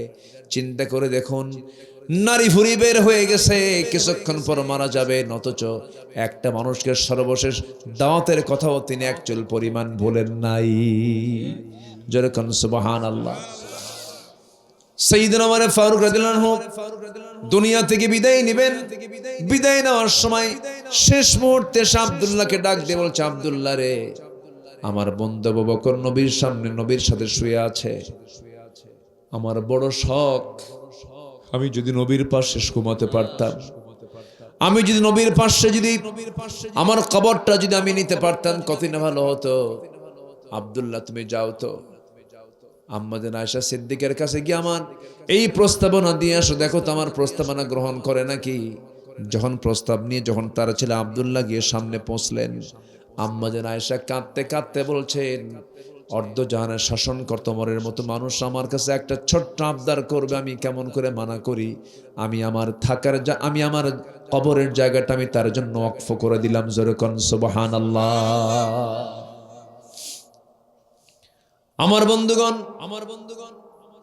সারা জীবনের যত ভালোবাসা যত মোহাব্বত গুলো আছে, এর মধ্যে সবচাইতে বেশি মোহাব্বত উজাড় করব যে অংশটুকু, সেটা হচ্ছে কার জন্য বলুন? আসতে বলবেন না, কার জন্য? ওয়াল্লাযীনা আমানু আশাদ্দু হুব্বান লিল্লাহ। নাম্বার 2 হলো মুহাম্মদ সাল্লাল্লাহু আলাইহি ওয়াসাল্লাম। এখনো যারা হাজি হজ করতে যান, যারা মদিনায় সফর করতে যান, সেই জায়গায় 3টা কবর দেখতে পাবেন। একই জায়গায় 3 জন শুয়ে আছেন, মুহাম্মদ সাল্লাল্লাহু আলাইহি ওয়াসাল্লাম, তার সঙ্গে শুয়ে আছেন ওমর ফারুক রাদিয়াল্লাহু আনহু, আবু বকর সিদ্দিক রাদিয়াল্লাহু তাআলা আনহু। চাইতে হবে কার কাছে? আজ থেকে না, চাইতে হবে কার কাছে? আল্লাহর কাছে। এই যে মাসতিনেক আগে গিয়েছিলাম, রাউদাতুম মিন রিয়াদিল জান্নাহ, মা বাইনা বাইতি ওয়া মিনবারি রাউদাতুম মিন রিয়াদিল জান্নাহ। রাসূল বলেছেন, আমার ঘর আর ওই মিম্বারের মাঝখানের অংশটুকু হলো জান্নাতের টুকরা। পৃথিবীতে একটা জান্নাতের টুকরা আছে, সেটা হচ্ছে আমার নবীর ওই রাউদাতুম মিন রিয়াদিল জান্নাহ। মদিনায় গেলেই সবাই সেখানে যায়, সময়টা খুব কম পাওয়া যায়। আমি আমার ছেলেকে নিয়ে বললাম, আব্বু চলো একটু যাই আমরা রিয়াজুল জান্নাহ, রাউদাতুম মিন রিয়াদিল জান্নাহ ঘুরে আসি। তো ভিতরে ঢুকে টাইম মাত্র 10 মিনিট, ফজরের আজান হবে, রাত 3টার দিকে গিয়েছি। তাই ভাবলাম যে এখানে বেশি সময় কেমন করে থাকা যায়, যদি অন্তত ফজর নামাজটা পর্যন্ত থাকতে পারতাম। দেখি যে আমার দেশের কিছু প্রবাসী সেখানে পরিচ্ছন্ন কর্মী নাজ্জাফা। তা আমি তাদেরকে দেখলাম, তারা আমাকে চিনে ফেলছে। 7-8 জন একসঙ্গে এসে সালাম দিয়ে বলে, হুজুর আমরা আপনার খুব ভক্ত। বললাম যে ভক্ত ঠিক আছে, কিন্তু আমি তো এখানে ভিতরে বেশিক্ষণ থাকতে চাই, থাকার কোনো উপায় আছে কি? তো বললো, হুজুর আমরা দেখি, চেষ্টা করি। তো ওখানকার এক অ্যাডমিনিস্ট্রেশন কর্মকর্তা, প্রশাসনিক কর্মকর্তাকে এমন তেল মারছে, আমার ব্যাপারে এমন বলছে, মানে বলার ঠেলায় অ্যাডমিনিস্ট্রেশন অফিসার সে নিজেই আমার কাছে এসে আমার হাত ধরে টেনে নিয়ে আমার নবীর কবরের সঙ্গে যে কি বলে ওয়াল, সে ওয়ালের সাথেই যে প্রথম যে বসার জায়গাটা, সেই জায়গা আমাকে বসায় দিল। আমি বাম দিকে তাকাই নবীজির কবর, ডান দিকে তাকায় দেখি আমার নবীজির মিম্বার। আমি বসে সেদিন দিল থেকে শুধু একটা দোয়া করেছে, আল্লাহ যে কোনো জমিনে, যে জমিনে তোমার মৃত্যু হবে সেই জমিনেই তোমাকে যেতে হবে, এটা আল্লাহই জানেন, ঠিক কিনা? আল্লাহ জানেন। আল্লাহকে বললাম, আল্লাহ যেদিন মৃত্যুর ফয়সালা হবে তার একদিন আগে অন্তত তুমি আমাকে মদিনায় পাঠিয়ে দিবা। এই দোয়াটা করেছি। ভাইরে, দিন শেষে তো কেউ নাই, দিন শেষে আমার কেউ না। অঙ্ক মিলান, দিন শেষে কেউ নাই। দিন শেষে আমার সঙ্গে অঙ্ক মিলবে একটাই, সেটা হচ্ছে তিনি কে? আসতে বলুন, তিনি কে? অতএব সবচেয়ে বড় জিকির হলো আমার আল্লাহর জিকির। নামাজকেও ছাড়বো না। রাজি আছেন তো? 5 ওয়াক্ত নামাজ পড়বেন। কারা কারা একটু হাত তুলে দেখান দেখি।